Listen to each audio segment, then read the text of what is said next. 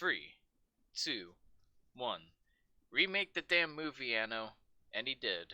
Hello, everybody, and welcome to the first official recorded episode of an Evangelion podcast over on the Thursdays with Moire film podcast.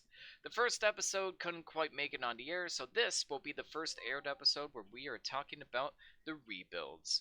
I'm your host, Ian Taylor. Joining me tonight is Devin King, and we have not one, but two guests. Oh my god. First off, very special animator, Drew Adams. Would you please tell us who the fuck you are?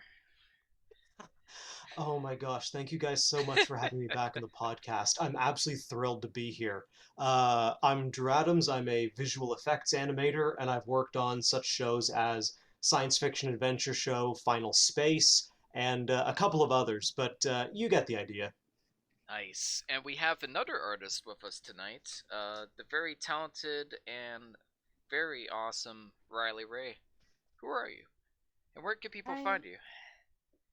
I am a digital artist from Canada, who went to school for video game design, and you can find me on Instagram under the username Rillo, with WRILLOW.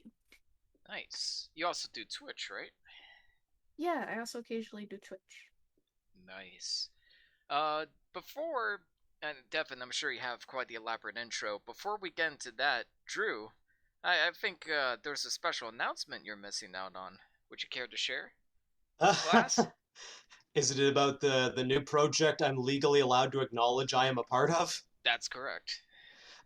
So I'm under a crazy strict non-disclosure agreement, but the other day we actually got an email from our legal team saying I am actually officially allowed to acknowledge I am allowed to say I am working on the reboot, fittingly, a rebuild of an old franchise from 2002. I am working on season 2 of situation comedy show Clone High. Oh yeah. Woo! That's so cool. It Nice. is it's something I'm absolutely thrilled to like be able to talk about, and that's actually the entirety of it. It's a pretty strict contract, and so if you guys want any more actual details about the show, I suggest going and looking up the original writers of Clone High because they are back and writing the show, and they'd be the ones to give interviews and information. Well, what projects have they worked on, Drew? Um, oh my gosh, Phil Lord and Chris Miller. I can't remember them all. Oh, the Lego movie? Cloudy Oh with a Chance of yes. Meatballs, a little film called Uh, Spider-Man Into the Spider-Verse. Oh my gosh. Written, well, they wrote Spider-Verse, they didn't direct it, but they did write and direct Cloudy with a Chance of Meatballs, the Lego movie, 21 and 22 Jump Street, and the original season of Clone High, which is really funny. Like, still funny. And it's free on YouTube. I highly recommend it. oh yeah, I think I'll be catching up on that show. I remember seeing little snippets of it here and there when I was growing up when I got away with it because I wasn't allowed to watch it growing up. But I think it's about time that I did go back and rediscover that show because I'm really excited for you, man. This is a huge opportunity, and I'm glad that you were able to get on board with this project and not another project that you had rejected before. Uh, I think saying no to that was probably a good a good move for you career wise. I oh won't my say what it gosh. was. Space Jam. But The anyway, Legacy. Oh, and also they're working on Across the Spider-Verse. I forgot to mention that, but oh man, I can't wait for that. Like I am so I excited. you'll be working with some top tier people, so I'm excited for you, man. Absolutely. I think it's safe for me to say absolutely all of us on the crew want this to be the best show it can be, and we're working very diligently to live up to the expectations. Nice. Oh Well, yeah, man. I'm rooting I'm for you, excited. man. I'm rooting for you. Uh, and It feels Riley, like a long time coming, which I believe this show also is. and the last movie is of this Oh yeah. quadrilogy. Riley, Oh are gosh. there any new projects you're working on? Um, I actually have just been recruited to work for a charity called Defend, located in Windsor, and I'm going to be Nice. doing all of their character rigging for their new social media app. Oh, that's so cool. Cool. Nice. Oh, best of success. And also, your artwork, Riley, is so good. I got artwork from Arcane. I forget the names of the two characters. The girls with the ultimate sexual tension. The redhead and the purple hair. I don't play League of Legends, but those characters are Caitlyn great. and Vi. Yeah. Caitlyn and Vi, I love their relationship. I'm a sucker for like the lovers that hate each other that kind of grow to love each other trope, and that that show has a lot of fun Yes. with that. So lots of great artwork from these two. Very talented artists. I'm proud of them both, like a weird, awkward dad. And speaking of artists we're proud of, Mr. Anno With weird made awkward some dads. rebuilds. Yes. Speaking of weird, awkward dads, let's open up. Devin, you must have a crazy ambitious intro for this episode. Why don't you take it away from here? I mean, not really, but I did want to open up with, I'll relate a little personal story about how I first came across this show. Like, I'm talking the original show, just Evangelion world in general. I remember I was at somewhat of a crossroads in my life. I just graduated high school, and I was setting up to go to college, but I still felt pretty uncertain about where I was in my life. I was starting to feel overwhelmed about leaving the nest for the first time, and I wasn't sure what was going to be laid ahead of me. I knew practically where I was going to go, but I didn't know what it would mean at the time. And I remember I found myself just wandering about in this Goodwill up in Barrie, which is no longer there. And I remember just coming across this whole collection of VHS tapes that some weeb got rid of because they were all VHS tapes from manga um, and ADV. Um, and that's where I first spotted the show Evangelion on VHS. And I didn't buy them at the time, which I regret to this day, because looking at how insanely valuable they are on eBay these days, I really missed out on an investment. But I remember just looking at it was like I think it was the cover of Ray 3, just her kind of sitting in this sea of LCL, and I don't know. It felt like an image that I'd seen before. I didn't know where from, but I already felt the sense of familiarity when I saw the cover. And I remember looking at the back of it, and that this show came out in 1995. And just looking more into it further, I just felt this intrinsic connection to it. So when I discovered the show, I felt like I was kind of discovering a part of myself, which leads into the theme of what that show was. Um, I don't know if it helps me or not at the time. It helped me navigate things, but I think overall it helped me kind of examine myself and look into my own psyche, which I think is the kind of staying power of the show. Because Anno, when he was creating it, he was going through a dark point in his life, and he was basically laying his emotions bare on the screen for us to relay and experience. And I think that's kind of been the staying power of the show, whether you love or hate it. There is some sort of deep connection that it taps into the human experience. And so when these rebuild films were coming out, the first question everyone was thinking is, why would you go through this again? And I remember watching a little interview snippet with him where he was saying that, ever since the show ended, he concluded it, even though it wasn't quite the way he wanted. It had kind of a bittersweet thing. I mean, End of Evangelion was a absolute total mindfuck, where he was, trying to get back at his audience for hating him for not ending things the way that they wanted, and he kind of gave them everything they wanted in the most perverse and grotesque way possible, which in a sense might have been cathartic. But then every subsequent idea he's had since that show all were like remixes of Evangelion. So I feel like for him, in order to get to what he really wanted to convey or express, I think he felt like he had to kind of go back to this material and re-explore it and try to pull different meaning out of it as he grew up with the show, um, and with the fan reaction to it. So I think this was him kind of getting it all off of his chest one last time. But anyway, that's kind of my preamble for the show. I am curious, how did you guys stumble across the show and these rebuild films, and what has it meant to you? Hmm. Well, I Wow. came across this entire series because of this podcast.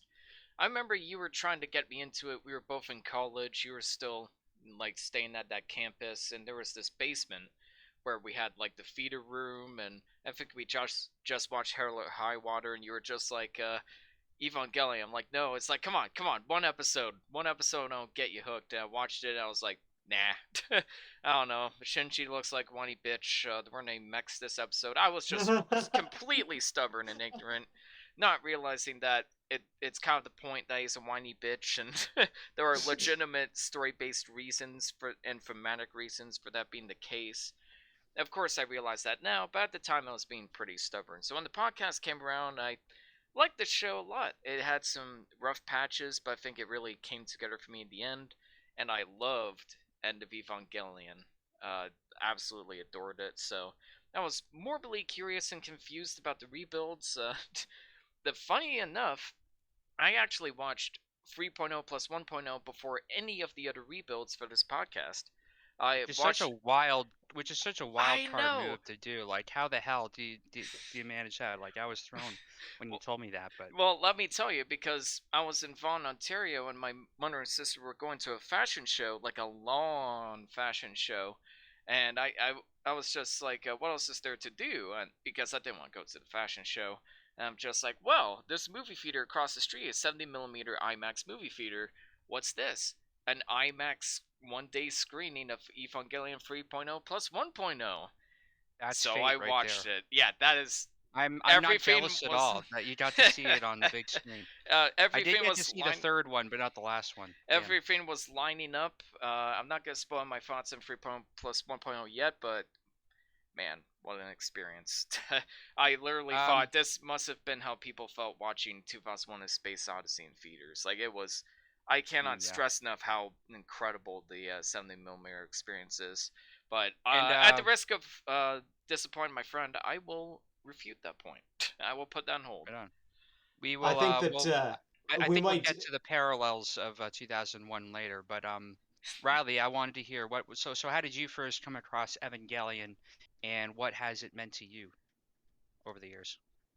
Um, I first watched it when I was in high school, and I was just going on this huge anime binge.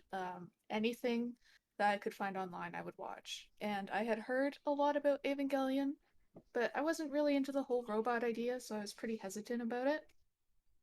But like Fair two enough. episodes in, I just fell in love with the animation style, and that really hooked me into it. And then as the story progressed, that slowly took over in my brain, and it was all I could think about. And I ended up watching the whole thing in a few days. Damn. I Wow. think I experienced all of it within a span of a week when I first came across it, and I just had been kicking myself that I didn't pick up those VHS tapes. Literally, the only reason I didn't when I first came across them was, oh, they're not all here. Maybe it's not worth it. But if you look up on eBay and you see what people are selling those sets for, I'm gonna. I shouldn't complain because I did since pick up the DVDs. Um, but they're not as valuable for some reason as the tapes. I think people are just really nostalgic about that format, even though it's an inferior format. That's the price of nostalgia right there. Like literally, I saw a sealed set go online for 1,500 US. Oh, wow. That's incredible. Yeah, and then used tapes. People will sell like one of the set, not all of it. They'll get rid of the ones that they don't want to rewatch over and over, and they'll sell those for like 150 a piece or something ridiculous like that. Wow. If I had a time machine, What about you, oh my Drew? god. Well, I'm very much like Riley actually, except my experience is possibly even more surreal because way back when I was in high school, my high school had their little library, and some of the library had DVDs in it. And I'm not exaggerating you. Somehow, my high school in rural Ontario, in the middle of objectively nowhere, had a bunch of trash like quality DVDs and like one or two manga volumes and a platinum collection edition DVD set of Evangelion that I assume some absolute lunatic thought that they could just donate. Maybe they didn't like it, I don't know.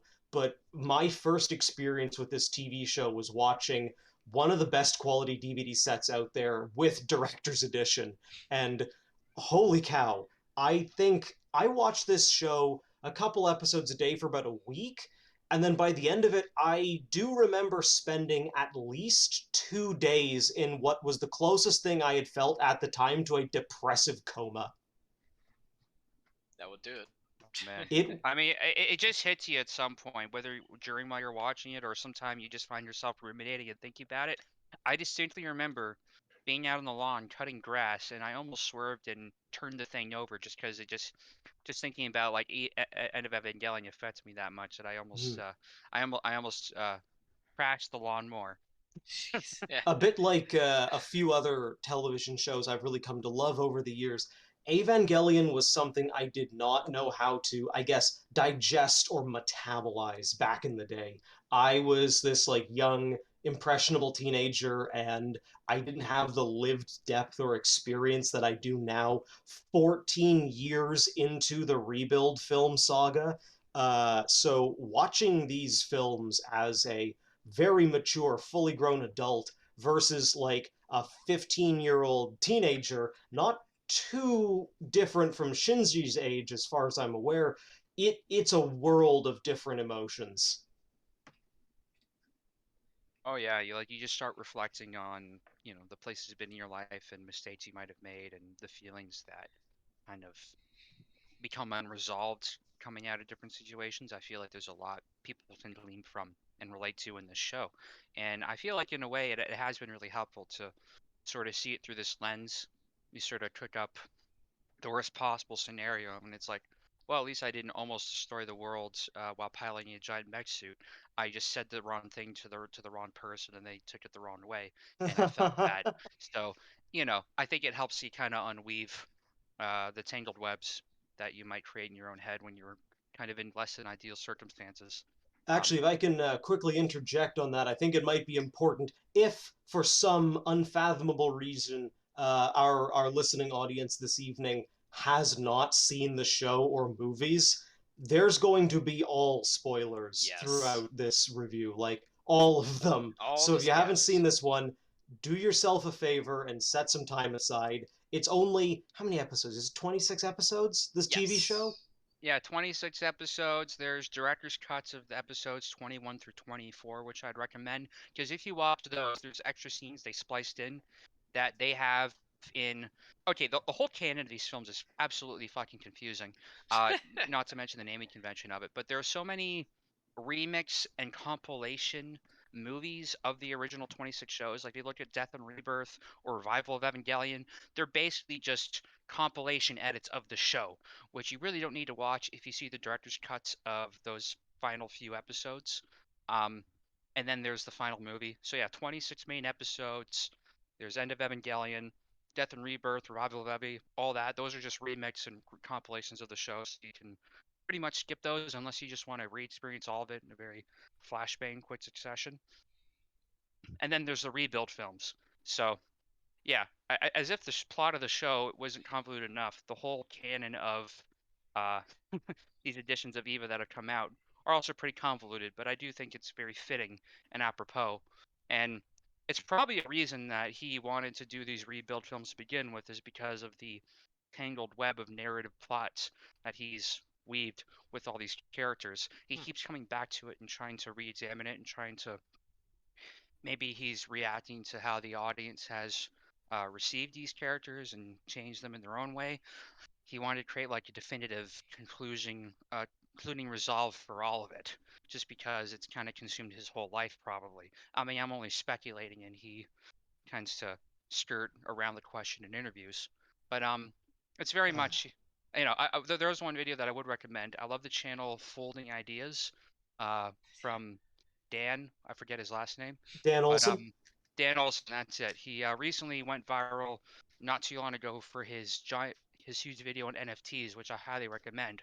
But way before any of that, and his more recent videos, he did an episode talking about the end of Evangelion and the uh, audience author membrane, which is, the place where the audience and the creator of the show kind of share. And he also advocates, or other people have advocated for death of the author, where people can interpret the work outside of his intent or what he says his intent was.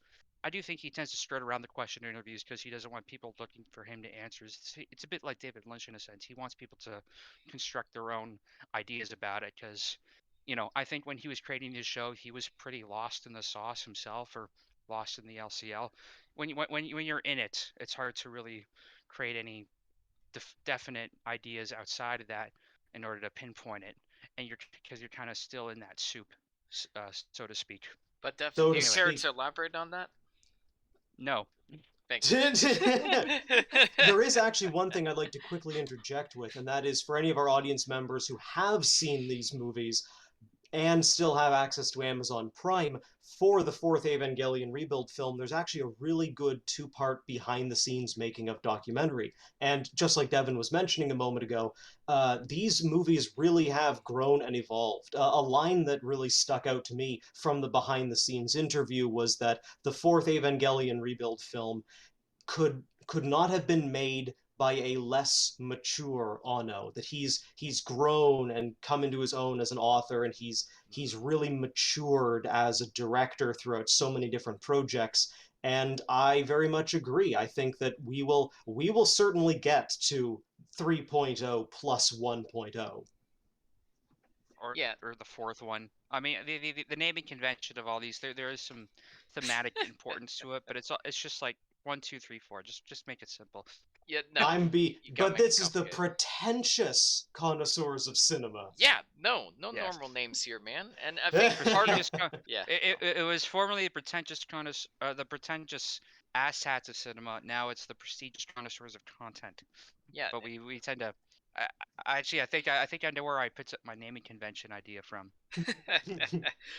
So just to build off of what Drew said real quick, I think a big reason for that passion being shown is that like 1.0, 2.0, and 3.3 were pretty close to each other, but there was a 10-year gap between Thrice Upon a Time and You Cannot Redo. Part of that is because Hideaki Anno went to work on Godzilla Resurgence, aka Shin Godzilla, a very interesting take on the Godzilla mythos, if I do say so myself. But I think part of it is because he just wanted to be, at that point, I'll get into more on that later, he just wanted it to be as good as possible. He just didn't feel comfortable releasing it until it was ready. And I admire Yeah, that kind of passion that just I kind of ironed out the cannot kinks. understate just how much of a weight that was. I remember being in the theater and I saw the third movie. I think I watched it with my brother in like Waterloo or something. And they literally just played a Blu-ray of it because the Blu-ray logo showed up at the very end. But Wow. it was they literally just had the Funimation Blu-ray because this is how slow it was to release. And I think that was like 2013. And I remember waiting 2012. or 2012. Jesus Christ. Ugh. And it was funny because Pacific Rim was, I think, came out the same year, around the same time, and I just couldn't 2013, help yeah. but compare the two when it came out. I'm like, yeah, this movie's fun, but it's no Evangelion. That's how pretentious I was at the time, and still am. But I think that's probably the closest to a live action adaptation we'll ever get of Evangelion, is Pacific Rim, and it's pretty good for that. I mean, at least the first one. Um, which actually no, this is a completely different tangent of thought. If they ever were to do a live action adaptation of Evangelion, which they shouldn't, but if they were ever to, I would cast Keanu Reeves as Gendo. I'm not going to elaborate on that, but I think he would fit. I don't think you need to elaborate on that. Well, That's an A+ opinion. well, he doesn't talk very much, so that helps. He doesn't talk much. He's a character you want to like, which Shinji, wants to create a bond with his dad throughout the whole thing. But he can be totally closed off and be a complete bastard of a character, and I think it would challenge your view of him, which eventually resolves, which is something I didn't realize I needed when it came to that. But we're not going to get to that yet. But Well, friends, I think just to emphasize, 10 years waiting for this last film. I forgot that I was waiting for it when it finally came out. Yeah. My sentiments very much on par with Gigux, who came up with the brilliant abridged parodies of the rebuild films, which are still the funniest things on the internet that I've ever I seen. I love need them. to watch them. But like it's one of those. I waited so long, I forgot I was waiting for it, and when it showed up, and it's like, damn, I forgot I needed this. Man, it took me a year to process that too. Yeah. Wow. It was an absolute experience, and we will share our own fun anecdotes. But I think, friends, the journey of 1,000 years of waiting begins with a first step. And I think our first step for the evening begins all the way back in the prehistoric year of 2007. Holy shit! And what a year for movies that was Yeah. too. This is a complete Goddamn. sidebar, but 2007. If you look at the movies that came out, No Country for Old Men, friggin' There Will Be Blood, and the first Evangelion Rebuild film. I mean, what a stacked year. Yeah, movies. it's been busy. It's a busy year. And, well, let's officially start our discussion on the rebuilds. Spoiler alert for all 4 rebuilds. Please watch the show if you haven't already, and watch at least 2 of the rebuilds. I'll get into why in a bit. Uh, Before listening to this podcast, if you haven't watched them already, kind of weird for you to come to an Evangelion podcast, bro, but here we are. Evangelion I just wanted to 1.0. point out, Sorry. 30 minutes of preamble for us to finally get into the review. How nuts is that? There's so much to talk about, man. It's just Yeah. a precursor for things to come.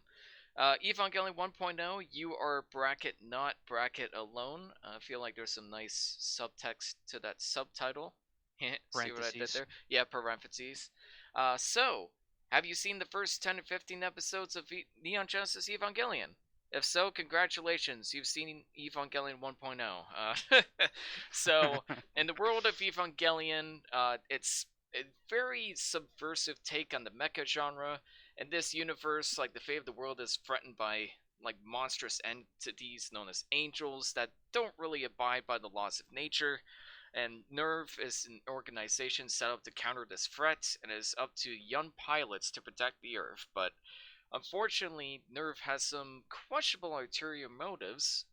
Part They of really which have some nerve. yeah, they Sorry. really have some nerve, and part of it is the revelation that the mechs are actually the dead bodies of angels, the very monsters they're fighting against. Gendo, in particular, is up to some pretty shady secrets. It's very anti-government, very anti, um, you know, groupthink, very. And characters go into mechs instead of going into therapy. Shinji has some problems. He isn't your typical awesome action protagonist. He has a hard time getting into the mecha suit. He's dealing with major PTSD and issues with his father. He has so much weight put upon him, but he can barely handle it. So he needs a lot of help from 3 different waifus and a penguin. And that's Evangelion. And Evangelion 1.0 is essentially just a remake of the first 10 or 15 episodes. And I guess I enjoyed it because I love Evangelion. I love seeing these characters again. And yeah, seeing some of the classic scenes in new animation is kind of cool from a nerdy perspective. But I watched this movie to be a movie. I didn't watch this movie to be an elaborate patch note. And that's kind of what it felt like to me. It really just feels like an aesthetic facelift for the original show. And of the rebuild films, it's definitely the most redundant because it is almost shot for shot verbatim recreation of those original first 6 or 7 episodes. Yeah, like, I'm gonna be honest, like, if I watched this rebuild first, instead of starting with 3.0 plus 1.0, I don't know if I'd put myself for the other rebuilds. I'd probably just think, like, if this is all the rebuilds are gonna be, then what's the point? I'll just watch the original show again. I mean, I'm glad Which I is stuck probably with why it, Steven but isn't on the podcast tonight, because he watched the first one and his review was basically what everyone else was yeah, thinking. nope. Where he said his fears for a recreation of the show were basically shown in the first film. Like this feels like the most redundant, pointless recreation of this thing because it's not doing anything new yet. Yeah, yet, but and that's the thing. Like, I heard somebody argue online that, like, this film is like a teaser, like it's just putting you in a false, like it's giving you false expectations for what to come. And that would be fine if this was like the first. I think something like this worked better in 3.0 plus 1.0, where that film basically like pulled an Evil Dead 2 and kind of did like a short little introduction to get you caught up with the other, like with what's going on in Evangelion, but they make like just enough changes to tie it into the new story. I think that would have worked much better if that was just the case for like Evangelion 2 and go from there. But why would you need an entire film devoted to telling us what already happened? Like, why would you do that? Well, I do think that there is some key changes to the lore that they make, or it's trying to say that this isn't a remake, it is a sequel, and it's like the world just kind of whole reset, and it's kind of going through some of the same events again, but there are some key changes this time. I mean, noticeably the sea is red instead of orange, or I guess it was blue in the original show, and it became First red. blue, then orange. Yeah, and then so this is after the events of End of Evangelion, but this is all kind of happening again. You really have to pick out what the differences are. There Yeah. was one small change that I do like where at the end, this is the only time a male character says to a female character, maybe you should smile, and it doesn't come across as like, like a crappy toxic male trait. Um, like it Sigma feels like a male genuine moment. Shinji. I know, but like, yeah, I think this is probably the most only passable one. But it doesn't have a cutaway of her thinking about his father. It is like genuinely her smiling at him, so that was kind of nice. Very minor change, but it's little things like that that are different. It's not huge wholesale things. Would you The Exactly. describe only it as minor but meaningful? I suppose so, yeah.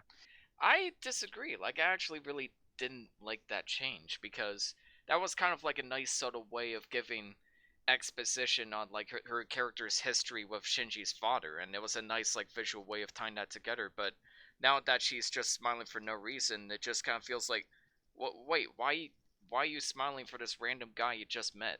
Like, I don't know. I feel like something was kind of lost with that change. Well, it's not that they just met. Like he saved her from, He did, Ramiel, yeah. which is still the best girl in the show. Oh Ramiel, yeah, 100% Yes. yep. best girl. It's no dispute. I mean, Misato's is a close second, but Ramiel's the best. And I feel so bad that they killed her off so soon. Still, like there could have been a whole opportunity for that giant octahedron's character growth. You know. So angry that they didn't make body pillows of her. Yeah, I my know. God. I mean, just big, spiky, Yeah. geometric body Yeah, pillows. just very Awful. uncomfortable. Well, I'd buy it. well, Drew, Riley, what'd you guys think of Evangelion 1.0? Um, well, I personally feel like a big part of the first one was like I feel like there's a heavy emphasis on the audience because all it's so much later that they remade it that there arguably could be a whole new generation of people who watch anime who haven't heard of Evangelion somehow. And I feel like this almost recaps what it is to bring the wider audience to know what the show is, what it's about, what they're signing up for the rest of the movies, if that makes sense. I could see that. Yeah, like some people this might be their first foray into Eva and maybe he didn't mean to bring in new people and maybe he was testing the waters to see, okay, how much can I change where I bring in enough new fans to check out the show, but also not piss off the old fans, Yeah. because that was something he dealt with before, was very, vile audience reaction. So he's like testing the waters, okay. So it's mostly the same, but I'm changing a few minor things just to see if we can get this ball rolling, kind of thing. So Mm-hmm. yeah, I could see that.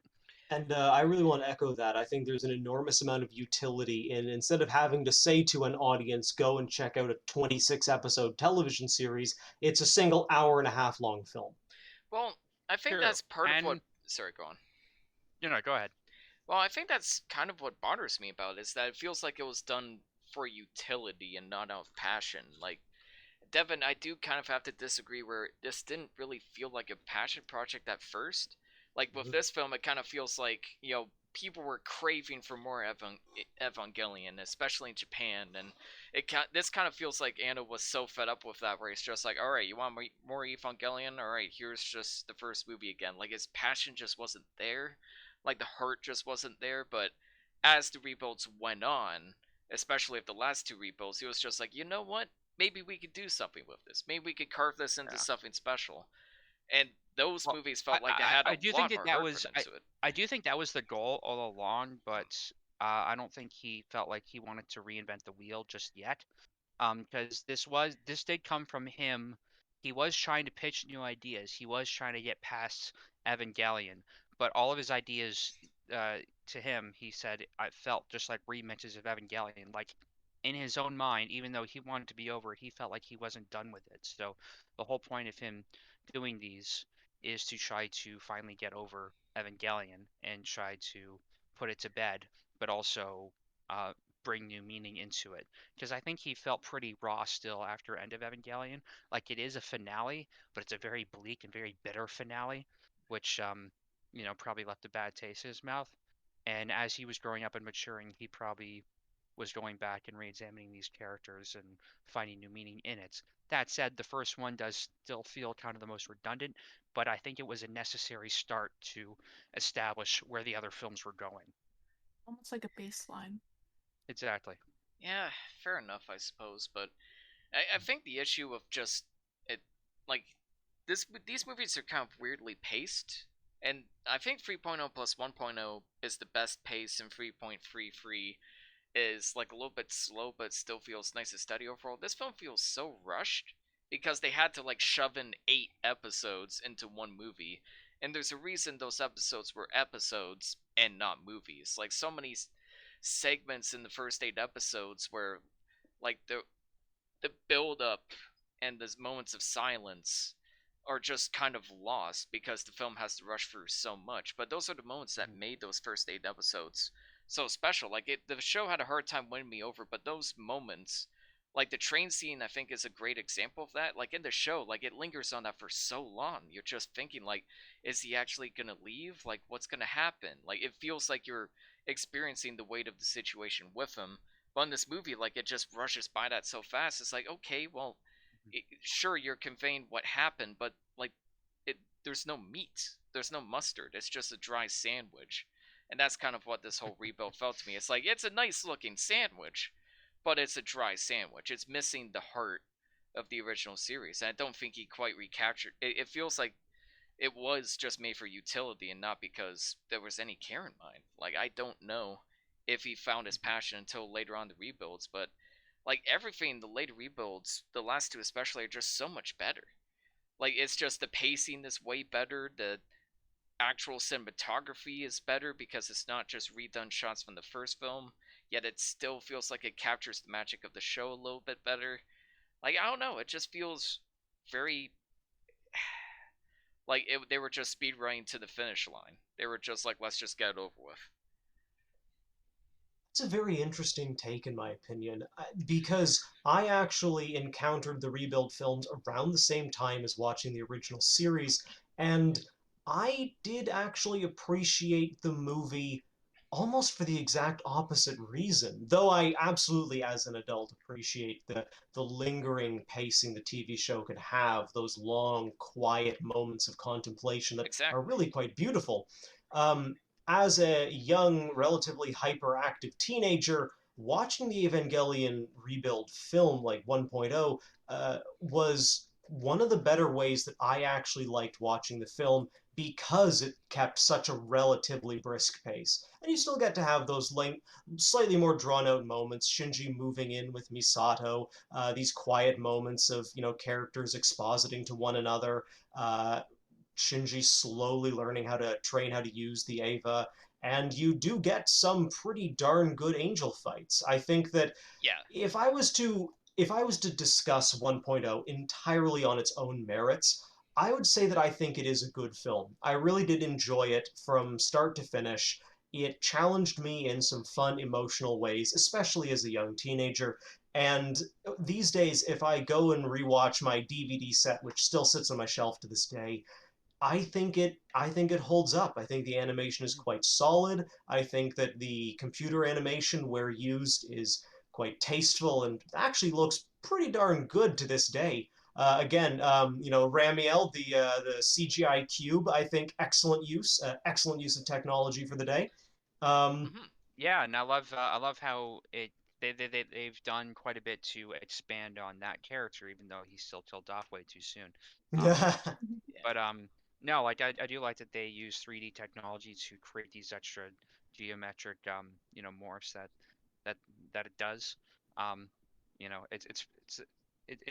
I absolutely love using the streaming geometrically GIF, which I don't know if is the real subtitle, but it's kind of hilarious. I think we can't, because we're fans of the original show, we can't help but compare the two.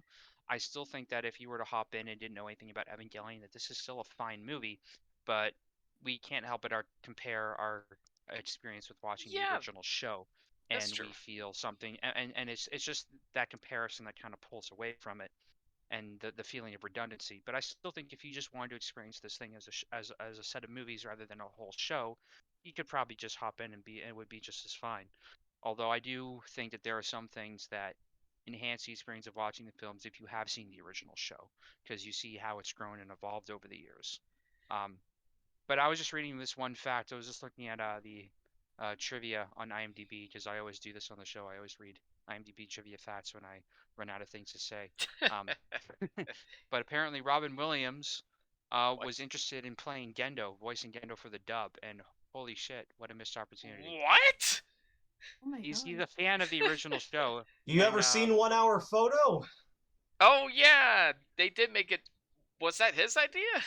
They That's did his make idea. An Evangelion reference. He is a fan of the original show, which is probably why he was so depressed. That's funny. R.I.P. Yeah, Man. God rest his soul, man. But also they completely got they took one of the Eva series like wings rodents that ended up killing Asuka and said and the kid thought it was one of the good guys. I'm like, you're so wrong. Plus you shouldn't be watching that show.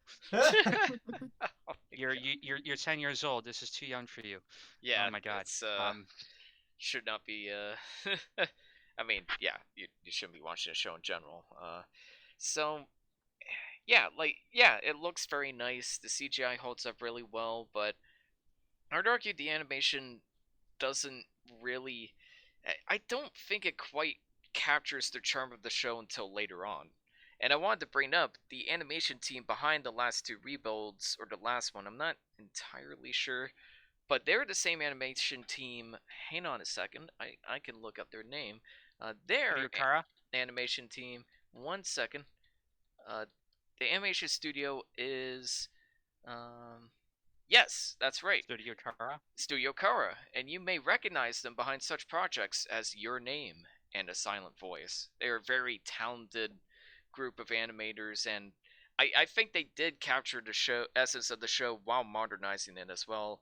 And I don't know if this movie always captures that to me. I feel like a little bit of the charm is lost in this one, and they couldn't really find a it's group giving it a until later. facelift. It's creating a lot of the shots at golden hour, which I do really like. I do like that they have like the sunset and a lot of the images and everything's silhouetted. I mean, it looks a there's little some good more lighting. I'll give photoreal it that. than parts of the real show. But the original show, it does have that aesthetic to it for sure. Again, it's all it's an aesthetic relift.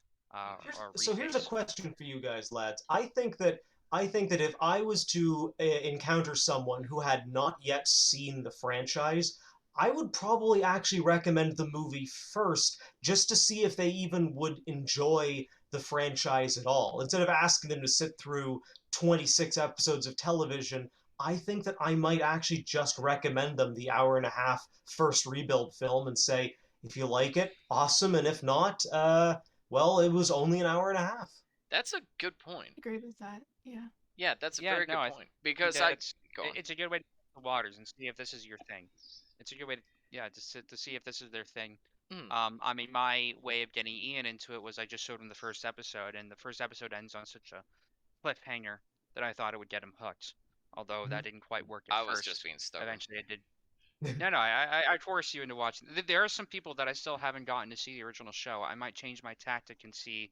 Well, there is a film that is basically the first few episodes, and if you watch that, maybe you'll like the rest of them. Yeah, that's a good way of putting it, because there's this really strange out there movie called Greener Grass that I personally love, but it's very much the kind of movie where you either love it and you hate it, and there is absolutely no middle ground. So I say, you know what? They made a short film based off of it that they later turned into a movie. Watch the short film. If you vibe with the humor, go watch the movie. If you don't vibe with the humor, well, guess what? The movie is basically an hour and 40 minutes of that kind of humor. So it's a good, teaser, for sure. Like, this movie is definitely a good teaser for Evangelion, but I don't know. Maybe my expectations were just a little too high for this one. I wanted a little more meat to it. Sure. Especially after seeing 3.0 plus 1.0 first.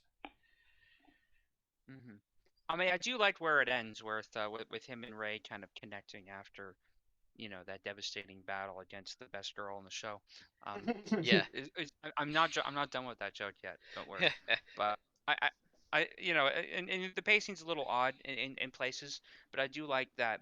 That felt like a nice emotional, cathartic ending for the first movie. It's basically like an ending of an arc in the show. So it's a good ending point. I'll give you that. Even though I'd argue the change and the way that sequence was shot was for the worst, but I guess that's a personal grievance. Well, Riley, do you have any other thoughts? Are we wrong? Uh, I just really agree with Drew's point about having it be an entry point into the show rather than making them watch all of the episodes. It's a good entry plug. Yeah. Yeah, that's true. Especially if it's someone who hasn't necessarily seen anime before. I feel like the upgrade in animation could kind of hook them into it as well. Yeah, that's true. It's like a lot smoother. There's none of the weird like technical limitations that the show had, I guess. But you Mhm. know, it's I don't know. I guess a bit of the charm is missing from that, which the later rebuilds do a much better job Hmm. of capturing. Um, But I do have to say though, so I don't know, did you guys watch the dub version of the show or the subtitled? I watched the dub version of all of them because those were the only options available on Amazon and in theaters. Wow. Well, So I did yeah. see the dub version of the first two, and I saw the subtitled version of the other two because of where I sourced them. But um, I actually thought that they brought back most of the same cast that was on the original English dub, and I do think they did a better job with the film. I think they understood the characters a little more, They've had and time. like, Yeah. and they're a little older, and I think Shinji sounds a little more grounded because like Spike Spiegel or whoever the original voice actor was for Shinji, like he's fine. But his some of his voice acting and his yelling in the original show is a little goofy, and it kind of takes you out of it a little bit.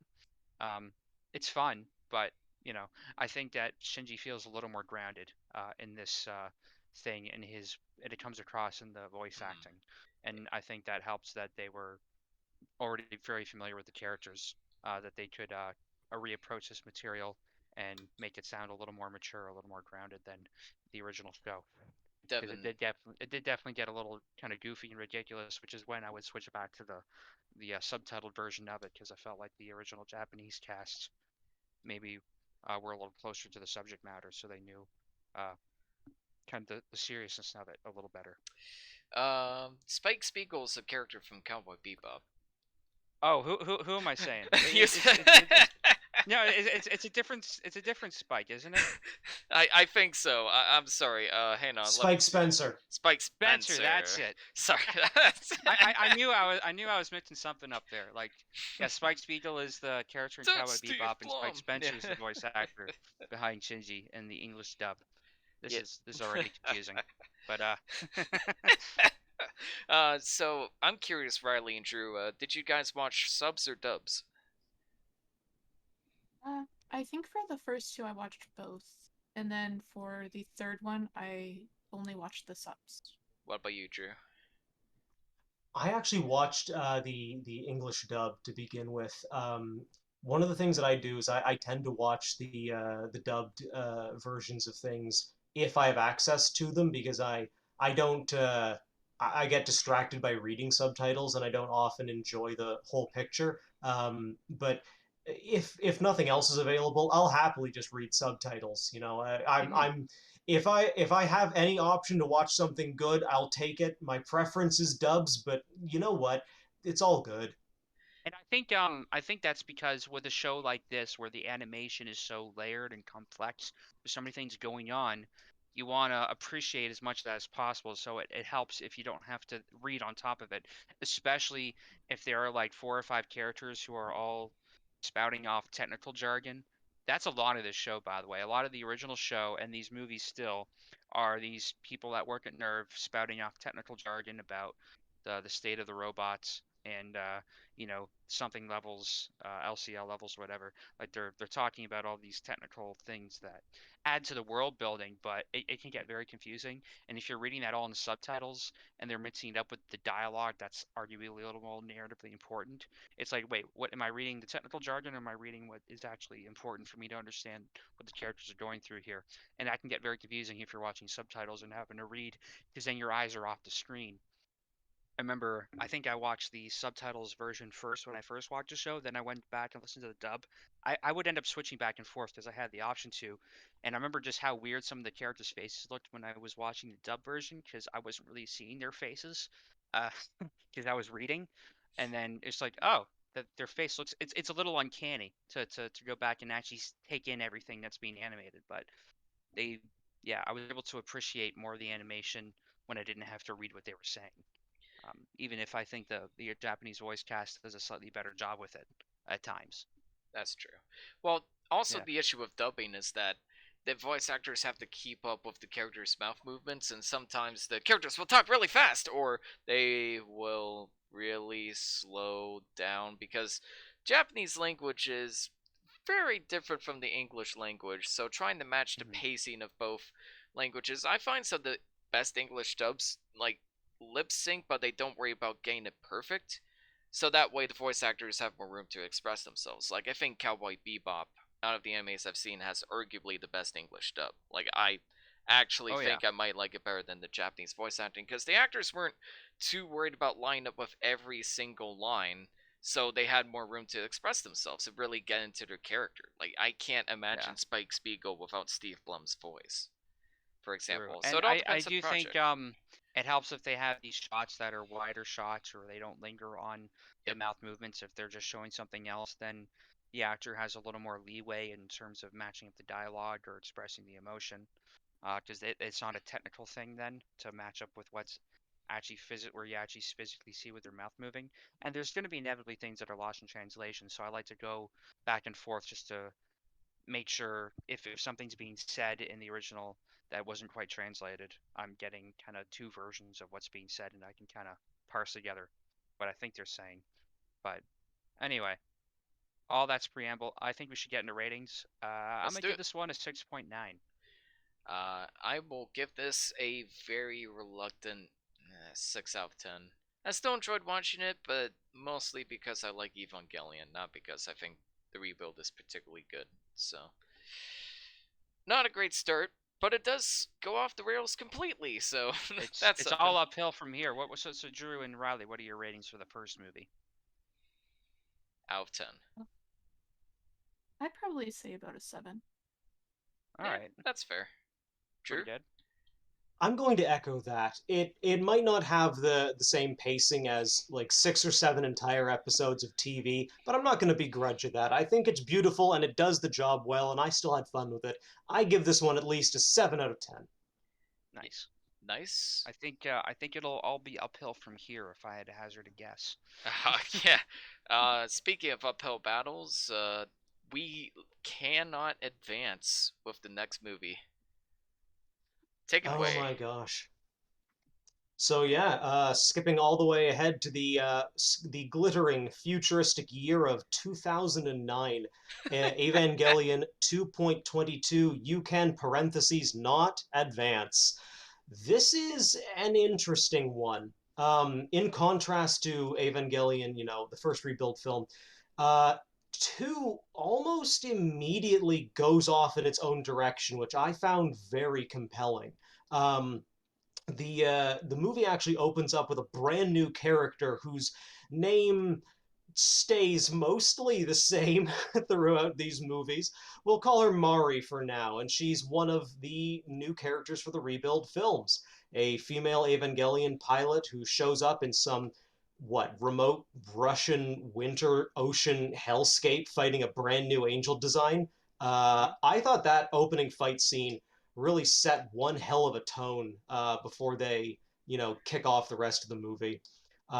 We also get introduced to half of the fandom's favorite redhead, Asuka Shikinami Soryu. What's her name in this one? I She, can't she, remember. yeah, her name is different in this one, which I Yeah. think they're trying to make more of a distinction that she isn't the same Asuka that we knew. And maybe her backstory is different. I don't remember them going too deep into her backstory in this one actually. Like the big thing in the original show was she was having some huge issues with her mother. Her mother was schizophrenic and killed herself, and that definitely informed her character. And this is a slightly different Asuka where she mostly has the same attitude, but maybe her motivations are a little bit different. Um, which I don't know if this makes her character necessarily better, but I'm curious what you guys think about. Do you think the change in her name is that significant? Um, does she any more or less of a character because of that? What do you guys think? Well, I think it's pointless. Like, I honestly don't think there's a purpose to it. Yeah, I know what you think, Ian. What do you think, Riley? Um, Ugh. that was really funny. We We'll know get what back to you you, don't think, worry. Ian. Yeah, Um, Ian, Mr. Negative. Sorry, go on. I I just sort of assumed that she had two last names, to be honest, throughout it. Yeah. I didn't put too much thought into it. I thought, if anything, again, it would just be to make the distinction between the movies and the TV show. It didn't really bother me that much, though. Gotcha. But like I was trying to watch this film for its own merit, and I was trying to not think about the original show, but I can't help but feel I don't know, like my mind was filling in the gaps of her backstory from the show, which actually isn't seen in this movie. So I wonder, it's hard for me to even picture what her character 100% is just from the movie, because of how I remember her backstory in the show. I don't remember them going too much into it into the movies, and I'm wondering, does that make her like less of a character? Like she still has the same attitude and such, but I guess her motivations are different and a little less personal in that sense. I'm not sure. I haven't quite made up my mind about that. But I think the real question is, what do we think of this new character Mari? Hmm. This is this is the thing that people would argue or have controversy over. Um, I kind of liked her character. Like I didn't have anything super positive or super negative about her, but I do like that she's a pilot that genuinely is likes to be in it, unlike everyone else that feels like they have to do it for some reason. Like Asta's trying to prove herself through this thing, and this is all she has. Um, Ray, this is literally the only thing that she knows how to do because she's literally created for this, and Shinji's super reluctant to be involved in this at all, but he wants his father's approval. Mari is there because she wants to be there, so that's kind of interesting and refreshing, and I think it creates more of a contrast and dynamic to the others who are trying to fulfill a need that they have of sorts by being involved, where she just wants to be there for the thrill of it. So that's kind of cool.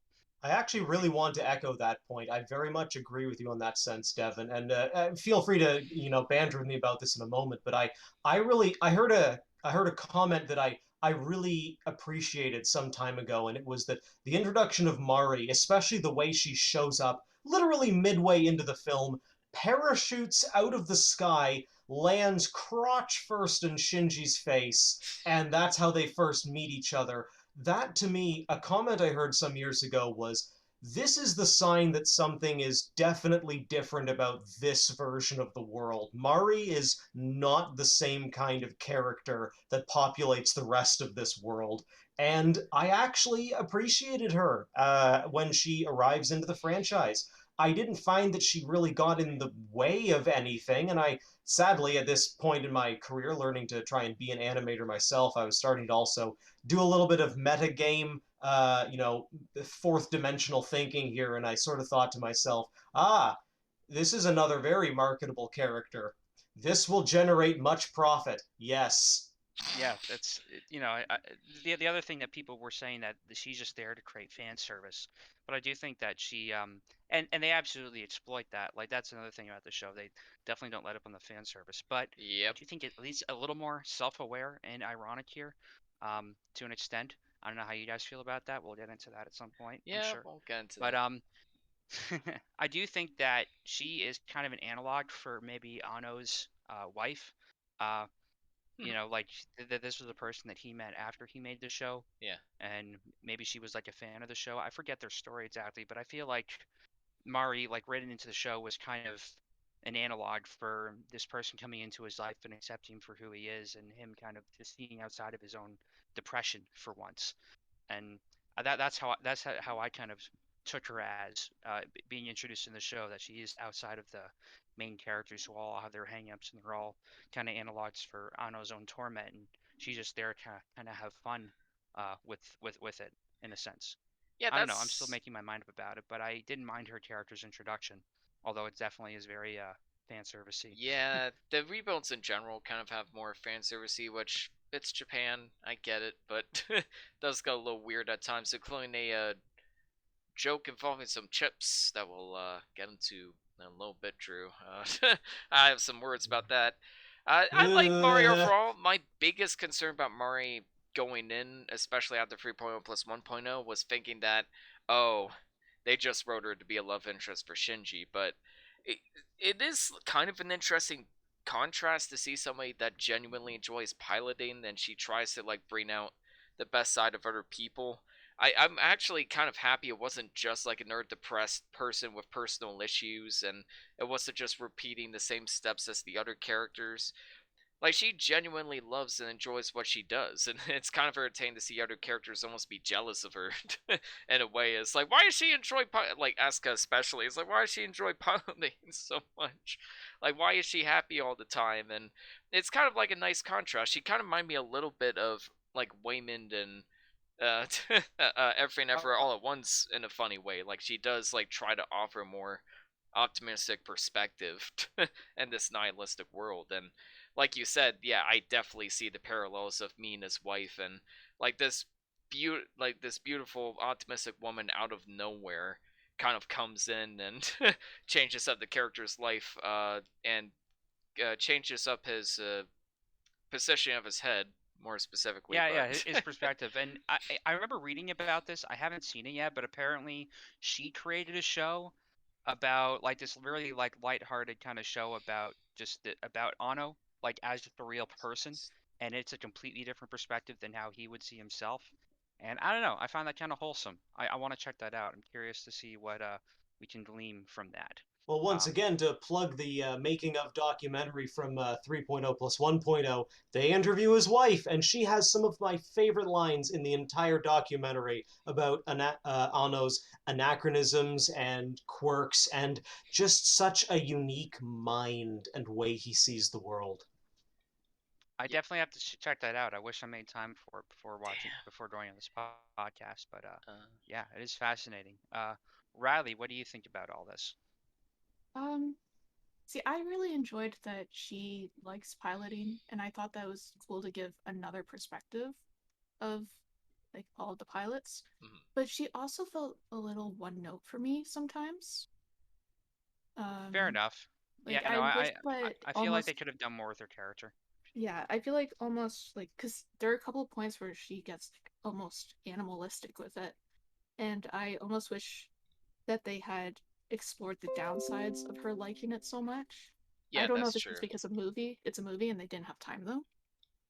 Yeah, I think that's part of it. Like, this movie, I think she does get better in 3.0 plus 1.0 and 3.33, where she's kind of it doesn't pretend like she's an important character. They at least or more self-aware about, where she's like more of a fun character to play off of other people. You know, like C-3PO in Star Wars, or like other great side characters like that.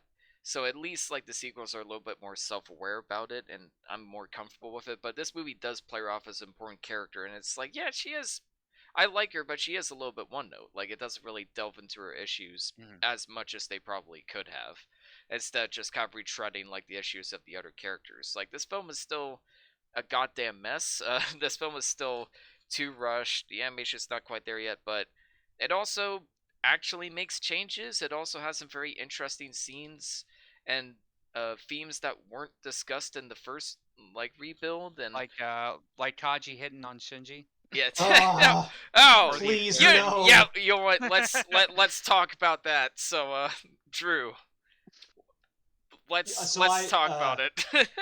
earlier today, for our audience, earlier today I was making fun of the some of the worst and weirdest product placement in the Evangelion films, and I feel kind of bad for UCC brand Japanese canned coffee because it's such a blatant piece of product placement in the scene where the joke is Kaji corners Shinji in, I guess, a coffee break slash locker room, and has some truly uncomfortable dialogue with him before faking the audience out and proceeding to make as if he will kiss Shinji against his will, only to then not do that and invite Shinji to go out and visit his vegetable garden, I guess.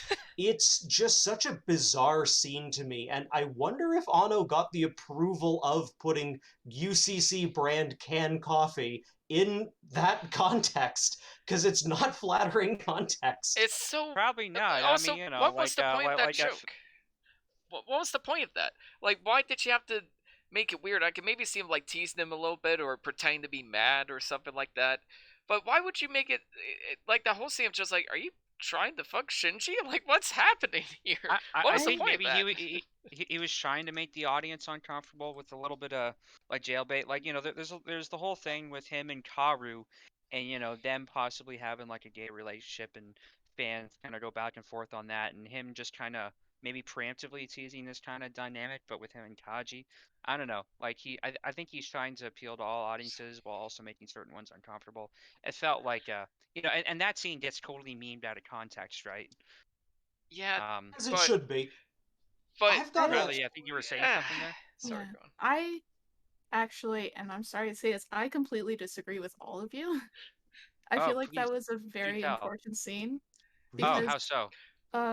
if you think about it, most of the people around Genji are women or girls, and he has a horrible relationship with his father.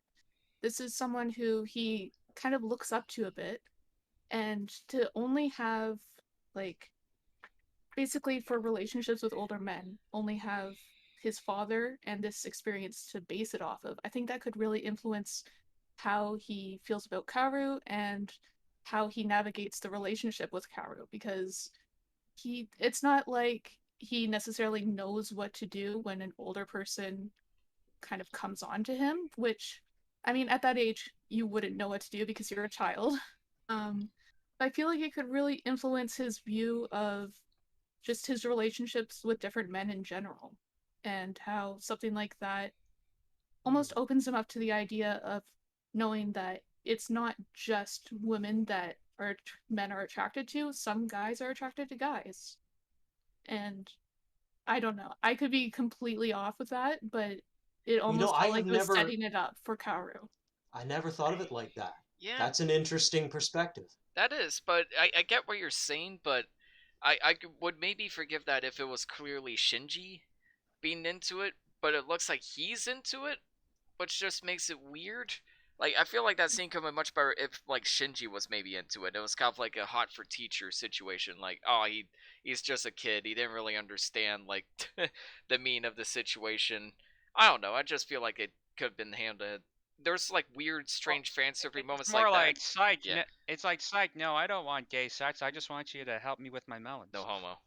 Yeah, I also felt like it really paralleled Misato and how she kind Mhm. of kisses him in the show. yeah, Well, I think Kaji did want to open up to Shinji or create a bond with him because Yeah. he the whole thing felt like a ruse that he wanted to say to Shinji, protect Misato, like he's trying to instill a sense of responsibility in him Yeah. for him to, because Kaji does care for Misato even though they had a rocky relationship in the past, and he's kind of flirty and kind of a real wild card of a character. Misato doesn't like him, or at least has like hung up feelings about him. But he does want to instill this sense of responsibility in Shinji to take care of her because he can't do it with his current position and their current spot in the relationship.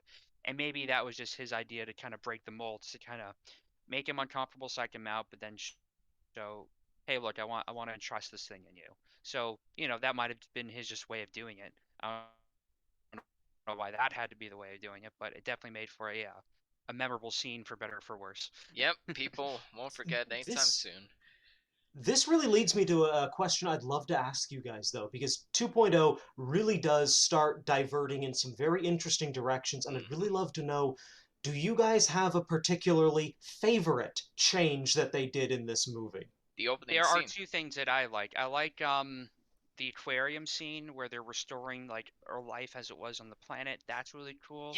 Yeah, It just sent me back to that was being good at Ripley's foreshadowing. aquarium and really appreciating the life that we have here. But also, I like the fact that Ray was wanting to help repair the bond between Shinji and his father like early on, and she was doing this whole thing with the cooking. And actually leads to the elevator scene, which is kind of famous, where they cut they cut the amount of pause time in between, but the whole dynamic and the whole reason for them having the argument is just completely different in this. I think the original show is Asuka was jealous of Rei for being like Gendo's favorite or something, but Yep. in this case, they're both wanting to cook for Shinji or something. Like they both secretly have this crush or feelings for him in some sense. Rei just wants to see Shinji and her father get along, and Asuka maybe has feelings for Shinji that she won't admit to herself. But I do like this moment where Rei stops Asuka from slapping her, which shows that she does have a bit of backbone. But also they both have bandages on their hand from attempting to cook, and Rei has far more of them. Um, I don't know. I felt like the way that they rewrote the dynamic of that scene was actually quite good. That's where it felt like, okay, there was a reason for him to go back and redo some of this stuff because he's adding different purpose or different meaning behind these familiar setups that we had from the original show, Yeah. and this adds a completely different dynamic to it. So I really like how they've established that, and people kind of caring for this character that doesn't care much for himself. And I do think that that's a little more hopeful for people that are depressed. There are people that still care about you in their own way, even if they don't show it. I like that stuff. Yeah, that's a good point. And just to build off of that, like the reason why like that drama kind of fell flat in the show is because we don't really know what Shinji's father is like. So there's no Mm-hmm. development or hurt there. Like it's like yeah, it's insistent importance, but it's insistent importance for a character we didn't really get much time working with. Whereas making the drama about Shinji, like yeah, you could argue it's just like a typical lover's quarrel, but not only is it like a little more wholesome and actually genuinely funny, it's probably the only like genuinely funny bit in this movie, if I'm being honest. Like a lot of the attempts at humor didn't work, but that was like really hysterical to me. I actually laughed quite a bit. But also, it's for a character we care about, and it's really clever way of showing like how the relationship's tied to Shinji. Like she sees like Gendo and Shinji, which wasn't really established in the first movie, but now it's established, so better late than never, I guess. And she has hidden feelings for him. And it's a clever way of like building that context, and we care a lot more because it's for a character we actually care about. We've actually spent time with, so we can feel a little more from that dynamic. And I think the opening scene is great. Like not only is it like a really cool action scene, but I thought it was like a great way of like foreshadowing her batshit insane mode. I also like how it's not like a typical like one-dimensional fight. Like there are, it does feel like a struggle, and I think it does like set up some great stakes because the fights have pretty much like gone somewhat easily in the first movie, whereas this one is like a real struggle. So it's kind of hammering home the fact that like the angels aren't fucking around anymore. They're like becoming more and more threatening as the story goes on, and you also get the feeling that more of the world is dealing with it because she had to deal with it in a completely different country. So like it's a good way of building stakes and like highlighting her character. And yeah, that's probably my favorite segment in the movie, honestly. Like it starts off really well. Like as soon as I saw that Mm. start, I'm like, this is more like it. This is more like it. This movie's a mess. It's still far from perfect, but I enjoyed it immensely more. But Riley, what about you? What are your It's getting somewhere. There's just one more point I want to get to, and then yeah I'll let Riley answer. But I just wanted to say this before I forgot. But I do think that those scenes of showing these other characters show some care towards Shinji that he isn't seeing or appreciating yet. I feel like maybe was Anno's way of reflecting on the people that maybe helped him through his depression. Like when he was making the original show, he was going through all kinds of things, and it's all basically laid bare on screen. But so many people helped him create that and get it out there. And maybe him coming back to this material and showing these other perspectives of these other characters, showing support toward this person who's depressed or is having a bad time relationship with his father, showing just these little simple acts of cooking food for each other was maybe him trying to show gratitude to the people that helped him through his depression when he was in it. Because in the original show, it's just him being completely lost in that sauce and him kind of expressing to these characters where just these people having these simple acts of kindness um, while they're going through these bad moments, I think was him reflecting on the people that helped him. And I thought that's so beautiful. And you really see that in the latter two films, but you start to see it in the second one. And that's what I really appreciate about these films in general is him just kind of being outside of himself and showing these little moments of gratitude toward other people who may have helped him. That's me reading just into what I think happened behind the scenes. But anyway, Riley, what did you like about this movie, or what was the original question we were going for? What was your favorite change they made? Right, that. I definitely agree. I think with Ray, at least, I think that's probably my favorite change. It felt like she had a lot more character without necessarily doing like an exposition scene with her. Yeah. Just like little things that she would do, especially with the scene in the elevator. I felt like rather than just being this, I, in failure for another better word, a clone of a character, um, she felt like an actual person, um, in in the movies for me, like just based off of those tiny changes. And the fact that they were able to do it in those small changes made me appreciate it even more. Yeah, I mean, it starts from very small places, but it's like people just noticing someone's going through something, and oh, what if I tried cooking fruit for them? I haven't done that before, but I like that also it did start with Shinji. Like Shinji created apparently a skill in cooking that I guess he had to do to survive on his own, and it's something he doesn't think much of, but because he did that for other people, like I like that we're seeing Ray kind of experiencing just regular, normal human things for the first time, and this is all just occurring to her, and it Mm-hmm. just starts from this very because she is kind of like a baby in a sense, but she's more grown up because she's a clone of somebody else, someone that does is wired to care for Shinji, that she doesn't realize it's basically his mom, which leads to a lot of Freudian analyses. But I do think that has a maybe more of a wholesome or altruistic kind of view in this one than it is in the straight like, oh, I just found out who Freud is, reading that you get from the original show,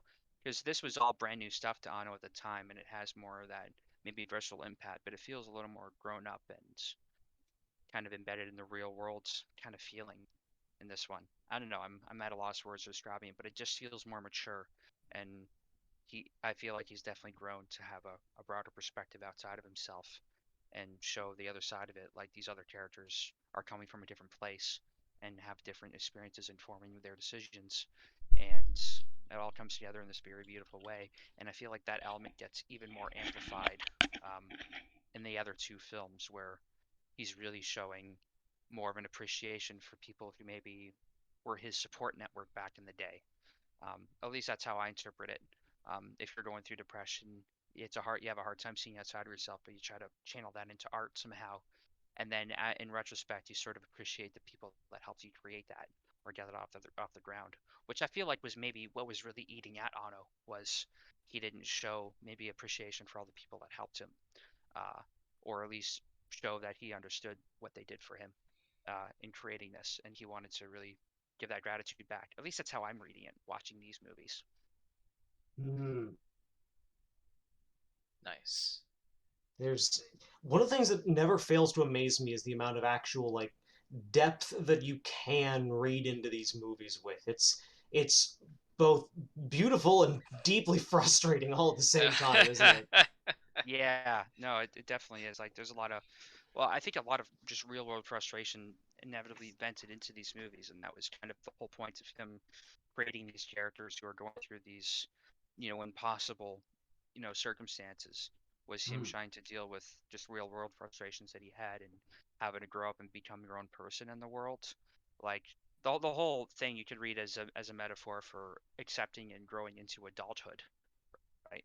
Basically, you're these, uh, young teenagers kind of assuming the form of this larger being, that has a lot more responsibility, and you're sort of lumbering around trying to figure out the mechanics of just being an adult. It actually reminds me of a dream I had one time where I was trying to picture what adulthood was like, and I was literally a baby, like an infant, in this giant adult shaped kind of machine, and there were just these like flashy buttons that I was trying to poke and prod at, trying to figure out how to adult. And I remember literally having that dream when I was a kid, and that feels like adulthood sometimes. I'm just this like little baby trying to maneuver in this big adult body, trying to figure out how to interact in normal every day-to-day life. That's fascinating. That's Yeah. actually quite a. That's yeah, man. I mean, I didn't Uh, know what it meant at the time. I just remember the image being stuck in my head. It looked very cartoony. It looked like something Hanna-Barbera made. But I remember, Yeah. but then I I'd like watched to the show. see. I'd Yeah. enjoy seeing the Hanna Barbera version of like a parody of Evangelion with like Yogi Bear. No, Um, I Hey, remember just boo having this. I remember just being like this little infant with like a pet parrot, and I'm just literally poking at these flashy buttons, and I have like a little viewer window of the outside, and it's just this adult just trying to figure out how to have a normal conversation and completely failing at it. Well, Well, I thinking might, I about might, I might have also just watched Osmosis Jones. That probably influenced it. yeah. well, there's a lot of orange liquid in that movie too, so it's tied into the Evangelion Oh yeah. cinematic universe. I mean, I One of wonder. There's a good reason that the show's been so influential, and you can absolutely see it in other shows and cartoons, like even like Western made-for-kid cartoons. There's some Evangelion references that they hide in there.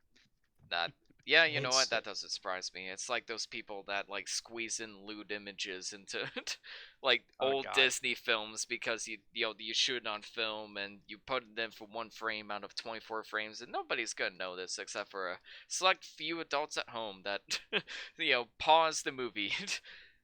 so it's confirmed then our next movie review is Fight Club. Yep, and the Great Mouse Detective. Yep. What So a just what a wild turn of events. speaking of wild turn fence, just to build off of Drew's question, what is your least favorite change Oh, in Evangelion Riley, 2.0? let's start with you. I miss Toji. Yeah. Yes! Holy crap! Why did they I get rid of hated Toji? him in the show, but once he was missing, I missed him a lot. Toji. Yeah, I know. Like he was I, he was actually I one of mean, my favorite characters, honestly. I Like mean, I love he's him as the there, perfect but asshole. he definitely doesn't have as big of a role as he did. He Yeah. Like really at some point, like they swapped him being the person that ends up in an Evangelion, which I always thought was a weird choice to begin with. Like why this random kid gets roped into it, but they change. I think it's the second one where he has to fight. Basically Asuka's pilot or robot becomes an angel, and he has to kill this person that is a friend of his. But I don't know. Maybe there was something missing when it wasn't Taji who was, or maybe I think was it that he didn't know that it was Taji that was in there when he was fighting them. Yeah, exactly. Mm.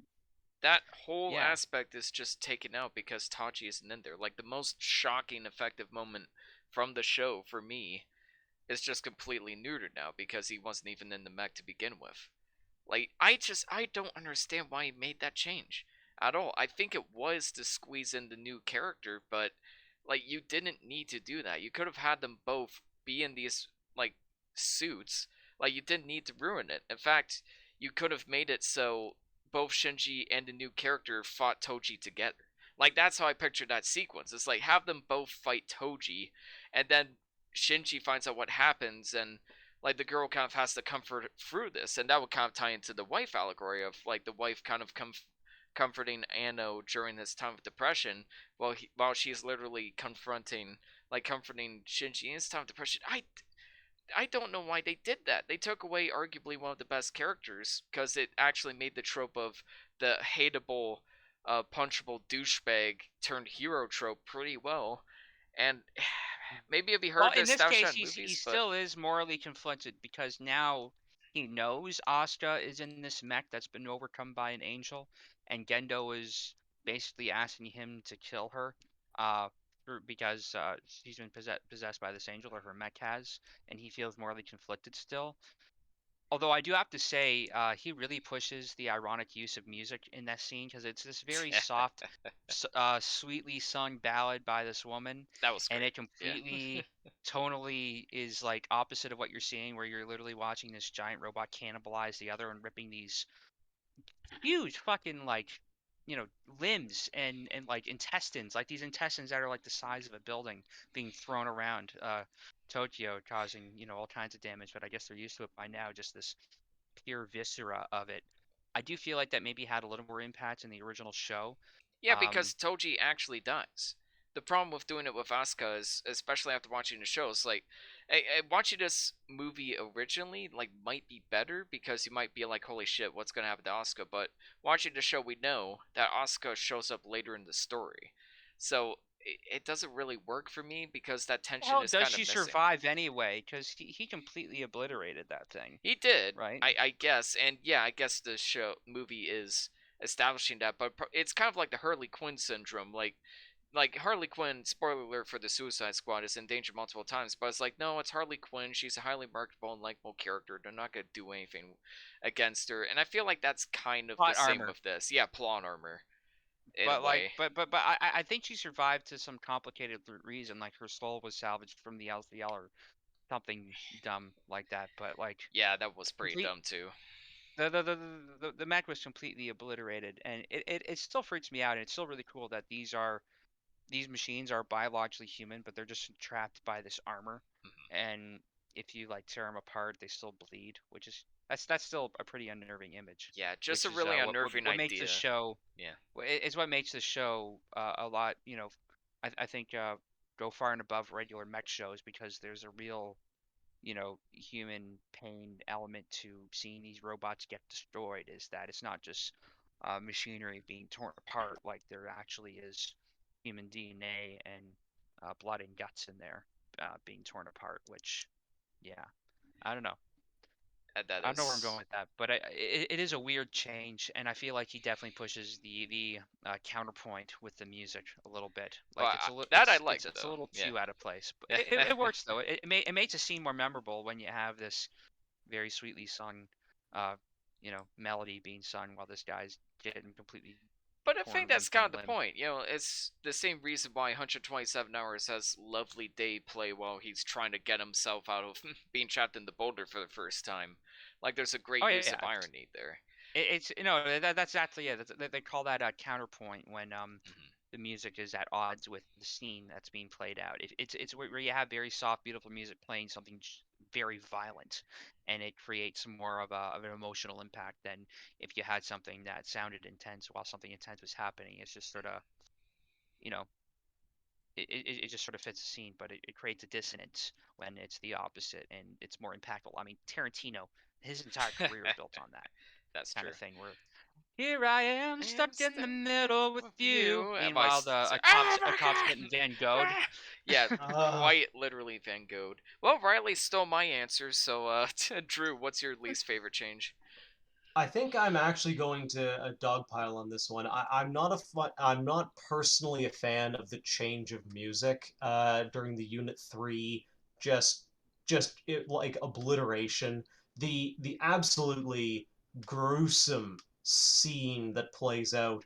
For me, I didn't find the use of that music as rewarding. It felt like it was tonally dissonant. I I don't personally know. was Yeah. not fond of that choice, Hmm. though I can tell, like, I hear where you guys are coming from. For me, this was not a change I personally enjoyed, but I very much hear where you're coming from, and I think that if maybe I saw the movie at a different age or in a different mindset, I might have felt differently, but even rewatching this scene for our podcast tonight, I just I just didn't find myself agreeing with this personal change. That's all. That's fair. Fair enough. No, I do feel like it's maybe a little too dissonant. Like if it was a slow, melodic, somewhat melancholic kind of sound, then it would add to the emotional Yeah, weight of it like end of and Evangelion's fight. being somewhat dissonant. Like Mhm. if it was like I think that would be a little too like just hitting you over the head with the horror of it. Where if it was something softer and melodic but melancholic and not completely like I don't think I needed to hear a children's choir during the scene of the guy getting torn limb from limb. I I love feel like that. that's a little too dissonant, That maybe. that made it so creepy, but I love that True. choice. It's just it's the fact they did it with Asuka. I just really personally don't like. Fair It enough. was I mean, you could go either way with it. This is the effect of having a different music choice. I mean, this is something David Lynch really gets into is, you know, he'll come up with music that get fits real. the scene or adds an emotional weight to it that it wouldn't have otherwise.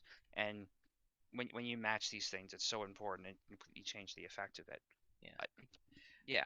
I agree the presentation is like while not quite on par, it is a little tighter in this one overall. Like the CGI, yeah, better technology does work a little better. The fight scenes I think are personally way better. Like, but that's true for the show as well. Like the fight scenes get better Mm. as they go along, but I think the fight scenes in this one just really stand out more and feel like much more of a struggle, whereas the first one kind of feels like it's getting you in this false sense of comfort. Like the fights aren't like too aggressive, and it's like, oh, Shinji and Asuka are arguing. It's funny, but well, that's not in the first part, but in this one, like it feels Sure. like it just really hammers home the stake of the fights, and I find it in this much better. one, but the other thing that happens in this film, and this is where everything completely diverges more or less from the original show, is third impact happens a lot sooner, because Yeah, he's trying to save Ray, and for a that's a minute, great change. it seemed like Misato was actually cheering him on, but I don't think she realized what would happen if he did that, which leads into 3, which I think is where things really start to get interesting, I'll say, Yeah, for now. That's a good segue. yeah. This film But has a great opening. This film has like a great first act and a great third act. It has a great ending note to it. I love the changes to the third impact because it feels a little less random and a little more like kind of that tragic vibe that they were exploring with the episode where he like had to kill the he was angel. trying to save somebody, he was trying to do what he thought was right, but it ends up like his heart was in the right place, but the effect of it was Mm. the complete opposite of what he was going for. I thought that was a really Which powerful way of which really introducing it. feeds into the overwhelming sense of guilt in the third one. Yeah. Yeah. So I'm gonna round up my number just a little bit. I'm gonna give this one a 7. I feel like or maybe like a 7.5. I do think that this improves a little bit. It feels less redundant than the first one. They start to tackle new ground and they have new character. Though we aren't sure maybe how we feel about her quite yet in this one. I do think it's better though overall, than the first one. I'm giving this one a 7 out of 10. Better than the first one. Still a mess. Still has plenty of issues, but it really did start to win me over to these rebuilds. And I think anybody else who watches the rebuilds can agree that this is where it starts to get interesting. I wish. Riley, do you have any Yeah, final go on. thoughts on this one? I think you guys covered everything that I was gonna say. I Uh, probably rate it like a 7.5 to an 8, just because I don't think it was like a lot better than the first one, but I do think there was like a minor like improvement to the first one. Fair enough. Definitely, like they're starting to go in a new direction with it. Yeah. Sure. Yeah. I thought this film had some really cool originality to it. I do rate this one higher. This one gets a 7.5 out of 10 for me. I enjoyed a lot about what was. I thought some of the changes were very intriguing, and I very much agree with you guys. This is one of the movies that really got me interested in seeing the rest of them because it was, like we've said, quite a significant departure in places from the actual television series, and that had me quite hungry for our next film. Oh boy. Riley, take it Uh, away. yes, please do. So the next one is Evangelion 3.0. You cannot redo, or you can redo, depending on if you want to include the brackets. And in this one, it takes place 14 years after the third impact, which is Oof. covered in the second one. Which is a very big change.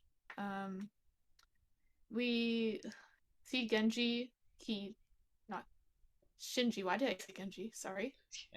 We see Fair enough. Shinji, and he doesn't really know what's going on, similar to the audience. There has been a new organization made to kind of combat nerves.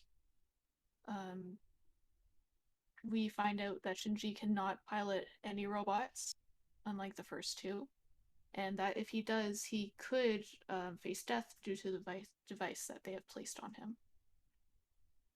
Yeah, they don't want him piling anymore. This new organization, I think, is called Wile or Wille, Yeah. and they basically formed after Nerve's demise or implosion, or after what happened with Third Impact. Um, and the thing that really gets me with this film, I don't really understand all the flack that this film has. Like on IMDb, this is still the lowest rated of the rebuild. Like the other rebuilds are, the first two are hovering around sevens. This one has a 6.9.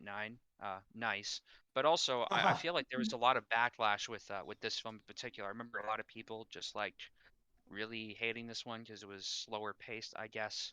Um, but I really feel like this break or this time jump from the last film and Shinji not understanding what he did because he thought he was saving Rei. and he thought he was doing a good thing, and he didn't realize that he basically more or less doomed everybody, and they're not quite filling him in on this information. And he's woken up and like the world's changed because of him, and they all blame him for it. And that sense of like guilt without understanding what you're doing or what you've done is so painful and relatable in some sense. Like you ever walk into a room that you weren't invited into, and the vibe just changes because you were there, Oh yeah. and you're not sure why. I don't know. It had that kind of feeling. Um, where but no, I think that like sense of guilt and him trying to reconcile for it and trying to do the right thing, even if everyone's telling him to not, because don't do that again, because it was not cool the first time. I don't know. I think there were some painfully relatable elements to that, but I feel like Third Impact, not cool, bro. Yeah. this was all part of the journey. I think to him reconciling and him becoming a better person was him dealing with this. And I feel like that was a very important part for this thing. This is where the rebuilds really start to get good for me. Like you can, Yep. there's lots of issues with the first two, with redundancy or them making changes from the first. But in this one, they're in completely new territory, and I feel like this has been building to this film, and especially the last film. This is where things really start to pick up for me. I agree. This film had what was missing in the first two, and that's patience. Like it feels like Yeah. this has like the patient tone of the original TV show, like the patient, contemplative, emotive tone. I love how this movie is essentially kind of like a coffee break between 2.0 and 3.0 plus 1.0, where it kind of reminds me of the beginning of Avengers Endgame, where the character is just taking in the weight of everything that's happened up until this point. The first two films were such a rush, but I kind of appreciate them in retrospect because this film is the perfect patient break from those two. And maybe that's why it's the lowest rated, because it is arguably kind of slow and yeah, like a lot more kind of patient and pacing, where it's like there aren't as many exciting mech fights. There's a lot more weird shit going on, but it all feels like totally earned. And there's a lot more character moments I liked. The changes made more sense. There's less creepy, weird humor.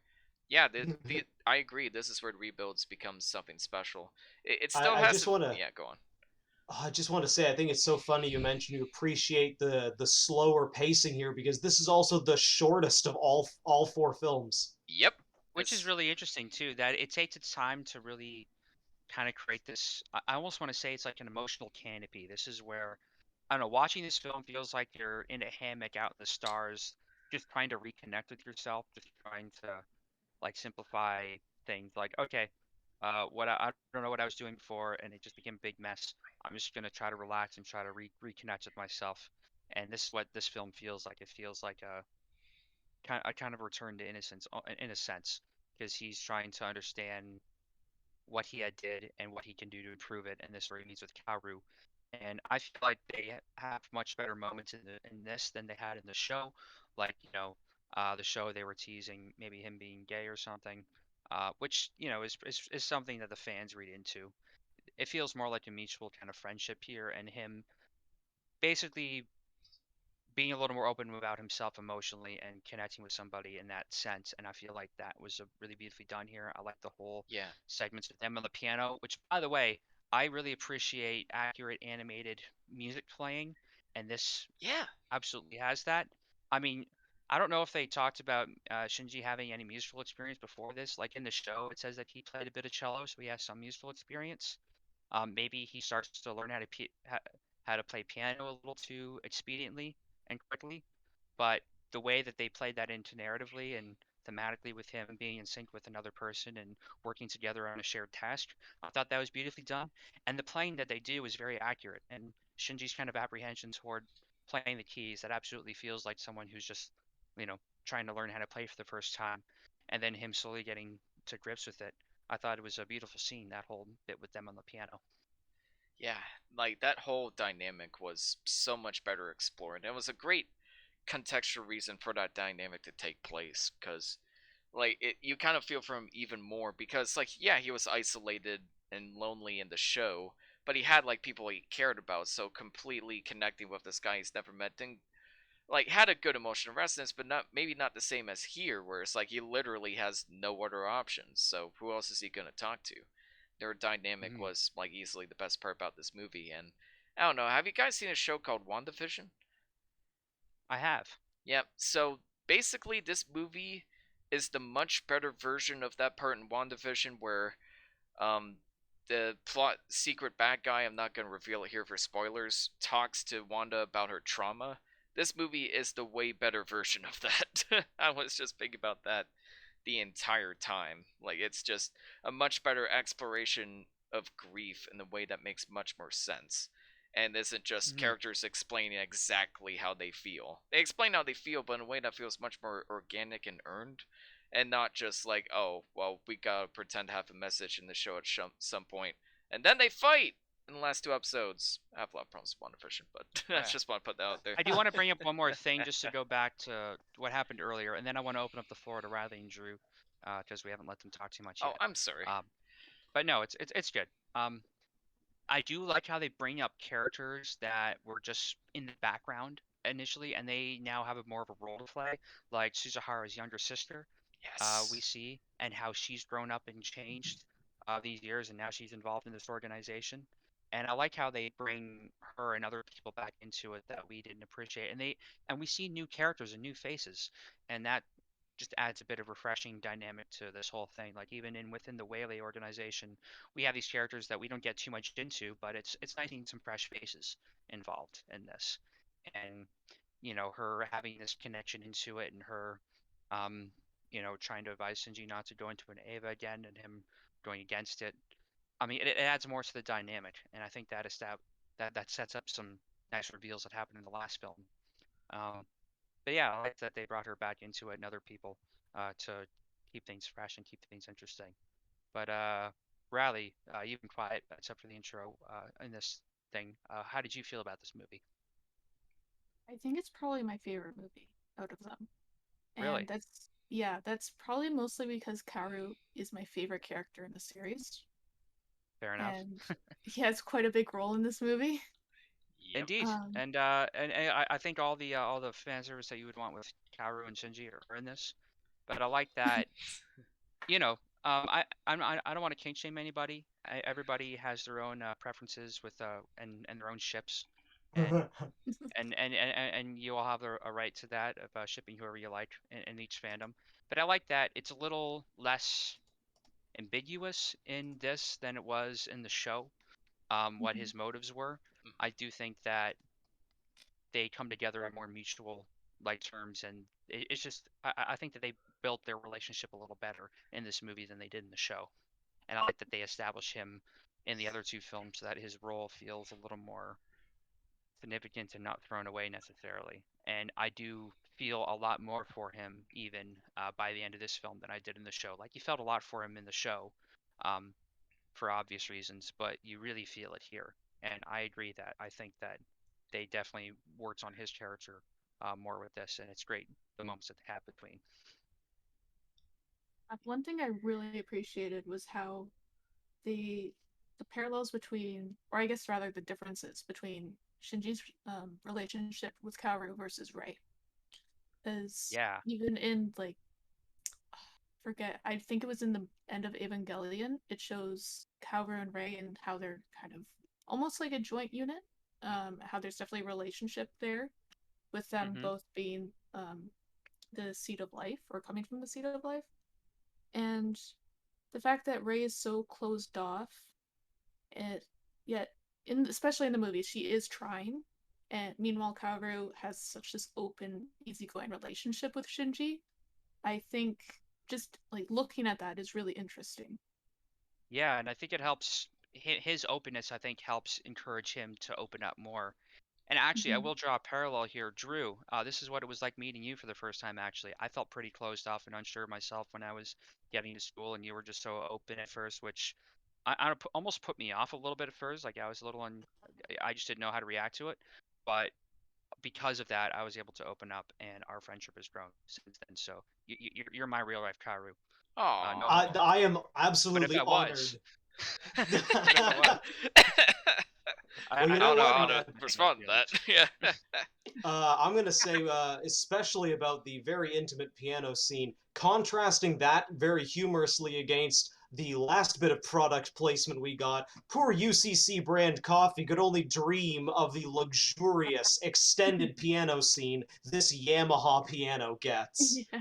Oh yeah, no, Yamaha it's product it's a placement. beautiful instrument. I have to say it.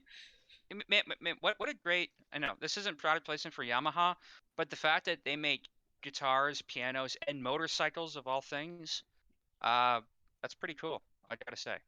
Nice. Like They're they're not very necessarily the flexible. first choice that you would go for any of those things, but the fact they do them all and they're really decent, awesome. I I really think that want a piano and a new boat engine. Oh my goodness!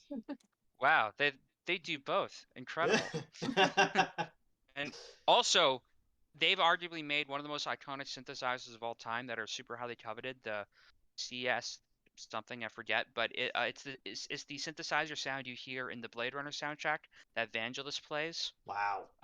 That's a Yamaha synthesizer, and those things are super highly coveted. I could know the name off the top of my head. It's a CS60 or CS something, but Yamaha made that, and it's super iconic. It was one of the first synths that has an aftertouch where you could really press into the key and it would respond to the amount of pressure that you would create on it. So it made for a Oh. more human touch. Anyway, that's me nerding about synthesizers for a minute. But Yamaha, good Well, there's stuff. going to be plenty of music soon, but actually, I really am glad that I got a chance to hear that from you, Riley, because when I saw this movie way back in 2012, this was, at the time, my least favorite Evangelion Rebuild film. I felt, at the time, right, I felt in over my head. There was so much techno jargon all the time. All the characters are always expositing over each other. I wasn't a fan of being thrown into this wildly unfamiliar time skip. The characters alluding to information I had only barely come to grips with a few movies ago. It was disorienting to say the least, but being able to actually look at it in such a bigger picture these days, what a brilliant move to be so disorienting. Like, for our audience who's unfamiliar with the TV show, if they're even still here, this movie absolutely breaks with every possible tradition, and in hindsight, I actually think it's really quite a brilliant move.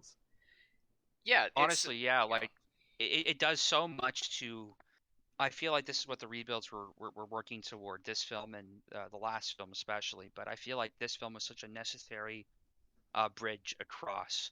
And in retrospect, I think it absolutely stands out. Like this is what makes the whole rebuild idea worth it. If the other two films felt like they were just retreading old ground and weren't adding anything new, this film I think answers to that and says, no, we have a completely different thing that we're going for here, and we're really trying to establish new ground and explore new themes and new emotions with this series, or at least add more meaning to them and more depth. And I feel like this film completely accomplishes that. yeah, it's the perfect break after the second movie and the perfect stopgap leading into 3.0 plus 1.0. Like after watching this movie, I'm just like I cannot imagine what it's like to wait for 10 years after this movie because this movie kind of makes me realize like okay, I need some like payoff for these characters. Like I'm caring about their emotional states and learning more about them and seeing how this world has been affected in a negative way, which I'm always kind of a sucker for like seeing how like we always see like big bads taking over planets in our movies, but that often leads to the heroes going somewhere else, so it's really interesting and fascinating to see like okay, like this is what this has happened to this society after the bad guys has taken over. It really fleshes that out, and I found that like pretty fascinating, and it kind of makes more sense that they build off of Nerve instead of like secretly working against Nerve, and everybody just kills their own soldiers.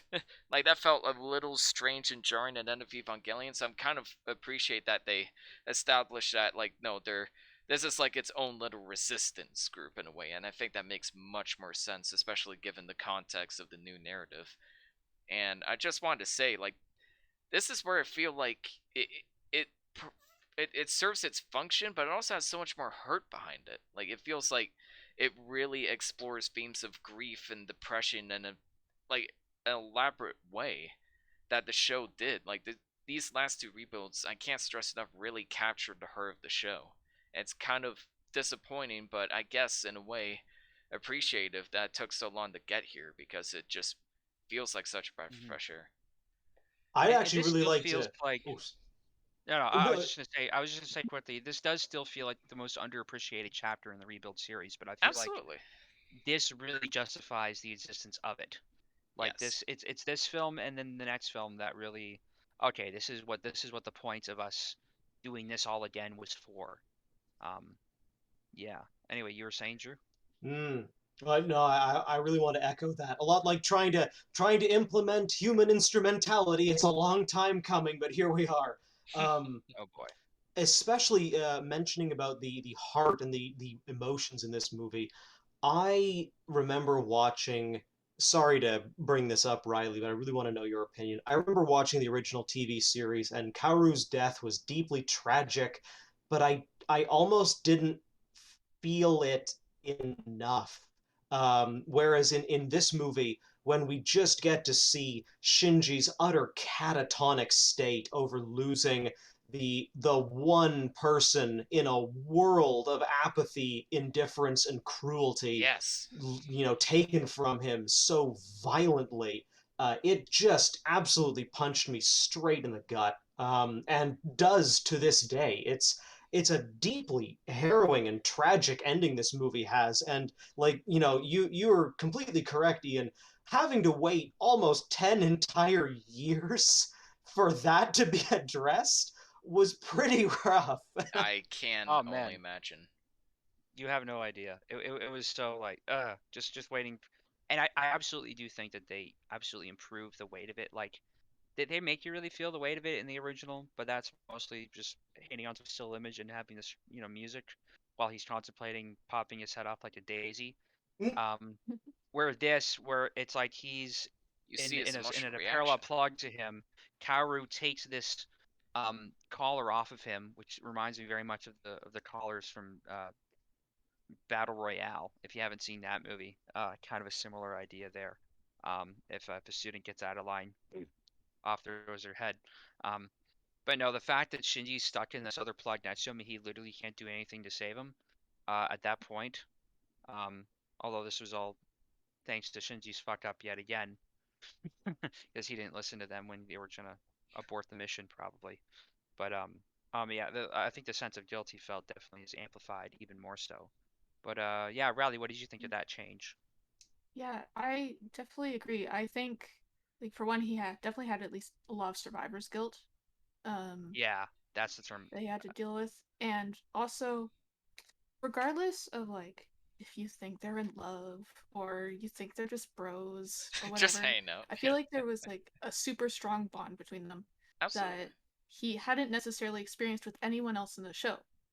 And it almost the way I saw it was that it gave him a feeling of safety, and to have that just ripped away without expecting it really made me think about like his mother dying, losing the world because of the impact, and it just felt like taking hit after hit after hit. And I wasn't surprised at all when he just was devastated. And I'm really glad that they explored that because if they didn't, I feel like it would have felt more superficial and it wouldn't have necessarily hit home as much for the audience. Yeah, and I agree with you. I think his character absolutely serves a huge purpose for Shinji because this is the only person that showed him unconditional affection or attention or love and accepting him for who he is when everyone else has literally shunned him for bringing devastation to the world.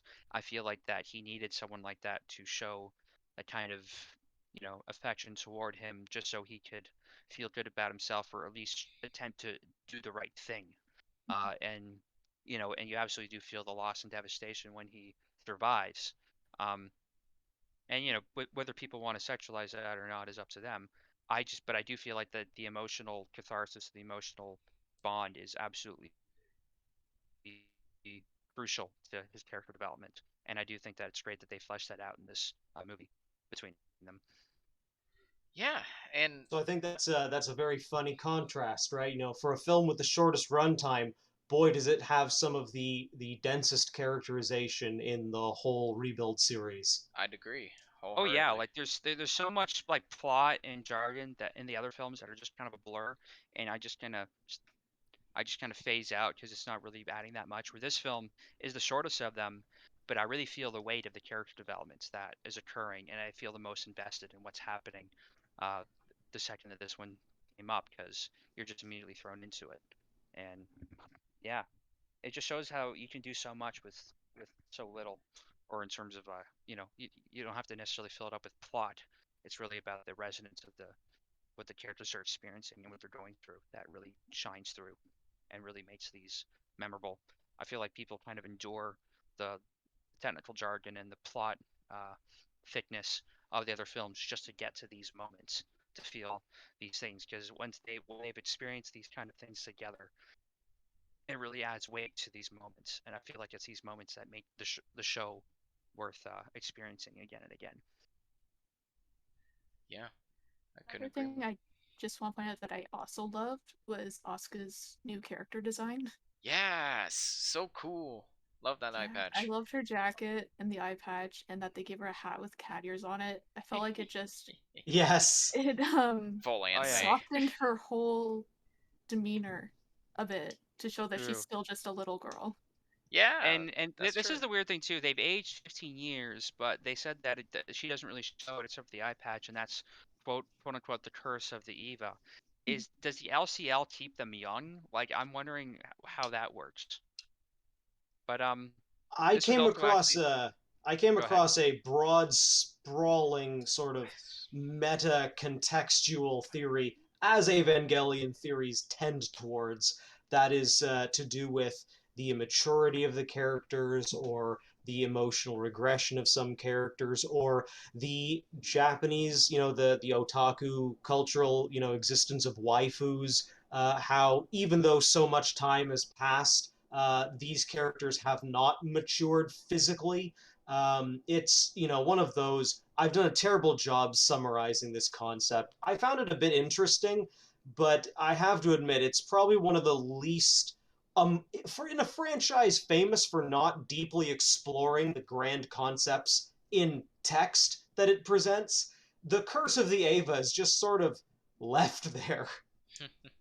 No, I think there is something you're saying there is that, with how as far as fandoms go, and these people that kind of, I mean, I don't think I have to really get into the problematic nature of sexualizing 14-year-olds, and this is something the otaku fan base does. And Yep. also the show itself on occasion is guilty of this, but that's part of the culture, unfortunately. Um, but also how even as the fan base ages, their tastes don't seem to age, and then the character designs themselves don't change, and it's like they're kind of stuck in the state of arrested development where you have 40-year-old guys hugging these body pillows depicting 14-year-olds, which is an image that's unfortunately kind of probably based in reality and gets perpetuated. But I think there is maybe a commentary there. And actually, something I remember, I would compare the subtitle version to the dub version. The actress who does the dub, I forget her name, but she's been in the show since day one. Like she's definitely gotten older, but she still sounds pretty youthful in her voice acting. But something I think I've noticed a little more in the subtitle version is the voice actress does age up her voice a little bit with this older Asuka, that she's okay, she's been through a lot of shit. Even though she doesn't look different, she's been through a lot of shit and she's over some stuff. Even though maybe Mari has taken kind of a shine to her and teases her in some sense, which is definitely the very fan servicey light, but she is trying to, I guess, be kind of a foil to her. Like they constantly tease each other through the thing and call each other names, which is kind of a fun dynamic. Um, I don't know what the point I was getting to with that, but I do think there's a commentary with how these characters don't. It reminds me of that line from Dazed and Confused where Matthew McConaughey's character, he says, "The thing I like about high school girls Yes, is I just keep getting older and they stay the same age." alright, alright, alright. You know, Yeah, that's I didn't it's think it's about like it's all right, or ada. that. Just uh, I'm drawing some Western Eastern parallels here. ah, good stuff.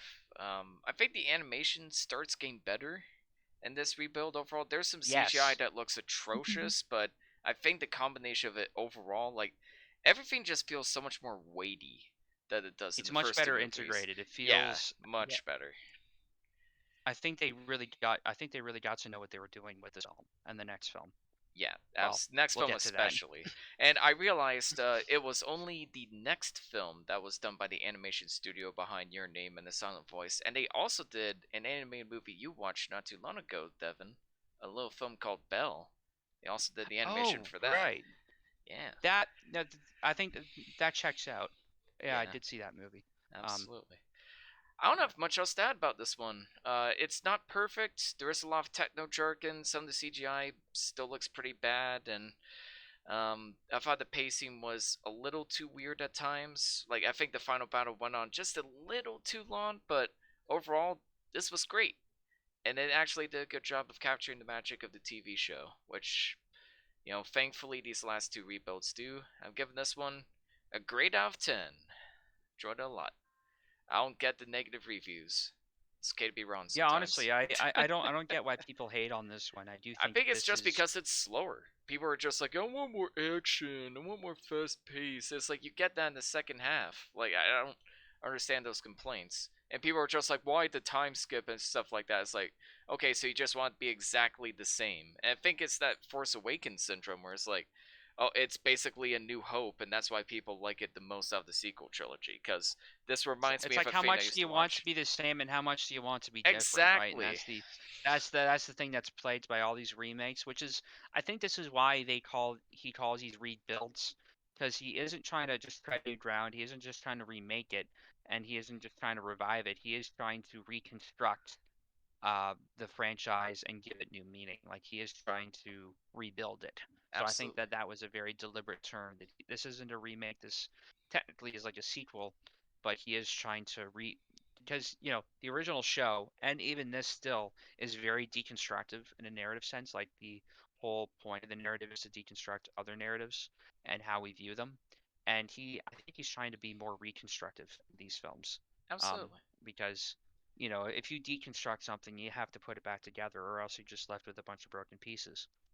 And I feel like that was probably where the show was in his mind, is they were just a bunch of broken pieces sprawled about. Um, and the fans would pick them up and reconstruct them in their own ways that he thought were, divorced from what his intent was.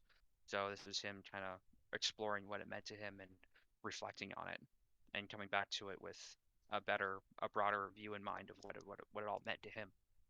Nice. So What would I'm you gonna give give this it? one an 8. Nice. Riley? Yeah. Um, just because of how much of an impact it had on me the first time I saw it, I'm gonna say an 8.5. Nice. Nice. What about you, Drew? That's so interesting. This one is it I think it's a very beautiful and very powerful film, but it actually on a sheer entertainment level for me it's just slightly below some of the others. I'm only giving this one a 6.9. Ooh. Ooh. Ouch. That's That's the that's rating on right on par IMDb. with that's right on par with IMDb. So Hey, yeah, there you go. and it's that's still a nice rating. So It's It's a still nice good. rating and it's a darn good one and I absolutely hear why you guys have given it your ratings. I think that's the beauty of this franchise though is that it's got so many different things so many people love for so many different reasons. And so no denigration here meant it's still a fantastic movie. But we're going to get into the next one and that's when we got stuff to oh talk boy. about. Oh, So man. I think Anno maybe wanted us to feel narratively, maybe because some of the bad reception of last film, he wanted us to feel the weight of what 14 years felt like. It didn't quite make it to that, um, but I'm also completely probably misreading it and coming with my own uh, He point was why we busy had with to wait so Godzilla. long for this film.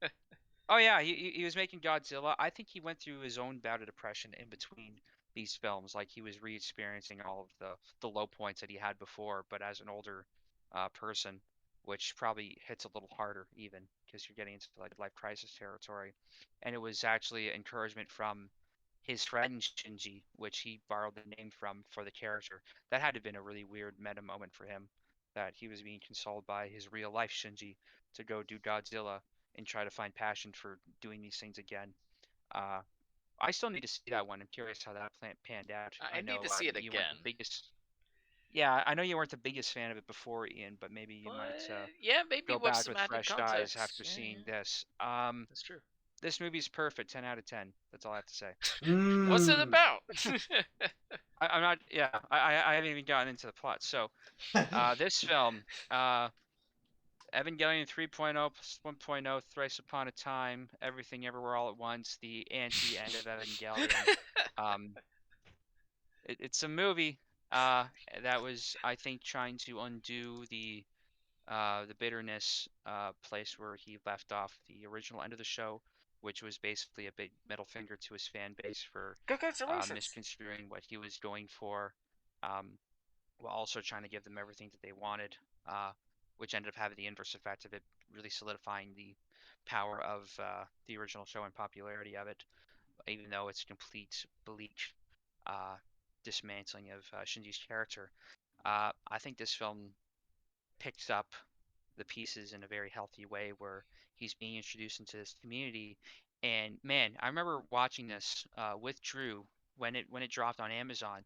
I was coming home from work, night shift. It was Friday, uh, and I didn't have anywhere. I didn't have to get to sleep to go to work the next day. And he happened to be up, and it just premiered on Amazon. Drew and I both watched this together when it dropped, and that really felt like a special moment because there were so many surprises in this. I love the fact that it starts off not in this bleak territory, but it's actually in a very hopeful patch of the world where they've started to restore things.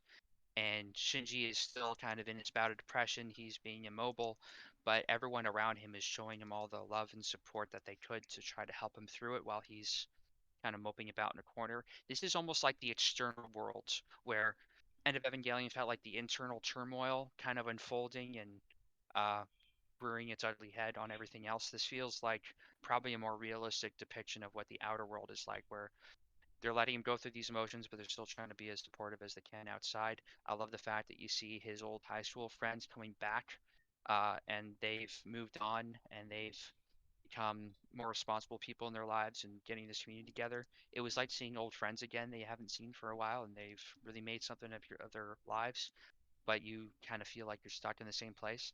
I feel like this is a very apt metaphor for depression, still, but in a more healthy and wholesome and well-rounded way, where it's like these people have literally grown up and moved on with their lives, and he's still kind of, because of that time jump, stuck in the same place.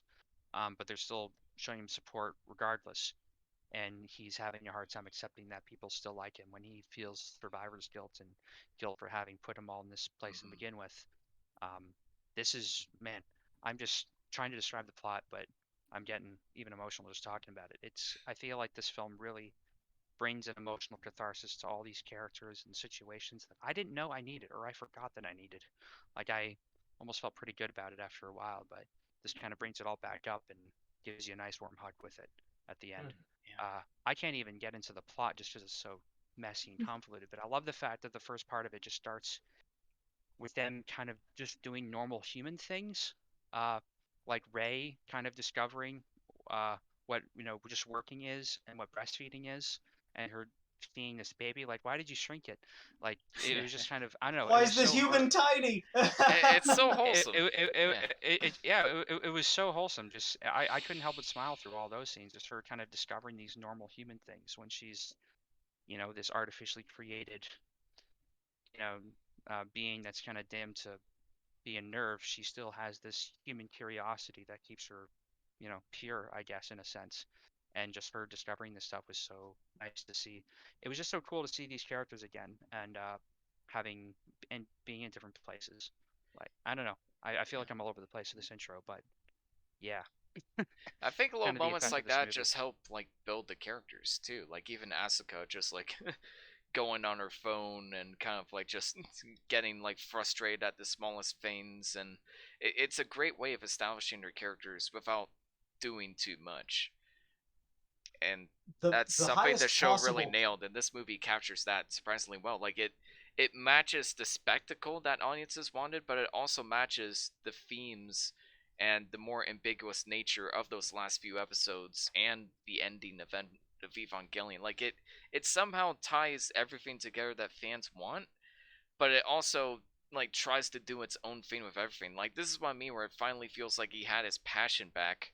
Like he couldn't quite find it with the first two rebuilds, but for the last two, it feels like he put his heart and soul into it. And maybe that's part of why he took so long, because he just needed this to be as good as possible compared to 1.0 and 2.0 that came out like very close to each other.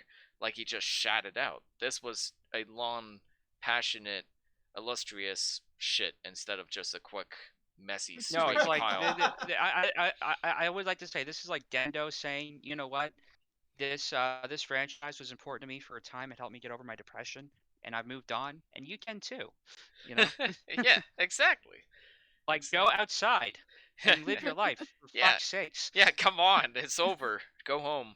Uh, I'm It almost re- sounds like in the earlier movies, the theme of depression was kind of seen from a judgmental point of view, whereas this one it's approached with a lot more compassion for the absolutely. person who's depressed and how much of a difference that alone can make. Yes. Because I remember them telling him like, "Oh, man up, get over it," earlier in the series.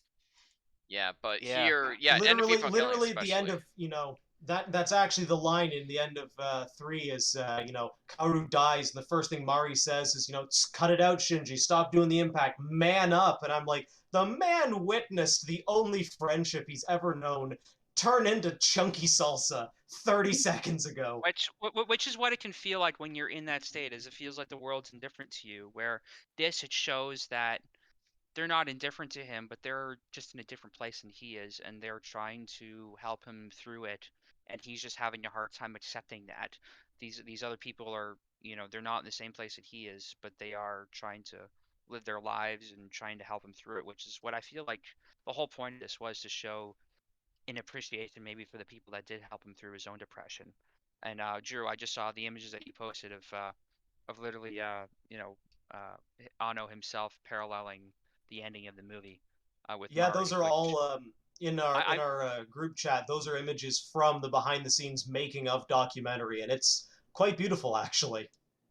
oh Nice. yeah, and the more I think about it, I think it's a great ending, and I'm sure it pissed off a lot of people when it first dropped. Well, people are just like, And what? and, and Yeah, go on. and that makes me smile even more, like just how the people that just get so hung up on this thing just being pissed off by having a happy ending for once. Yeah, that's just it. Like, I heard people accuse this movie of like Ryan Johnsoning Evangelion, and I disagree, mostly because what Ryan Johnson did felt like much more cynical and aggressive in nature. This feels very genuine.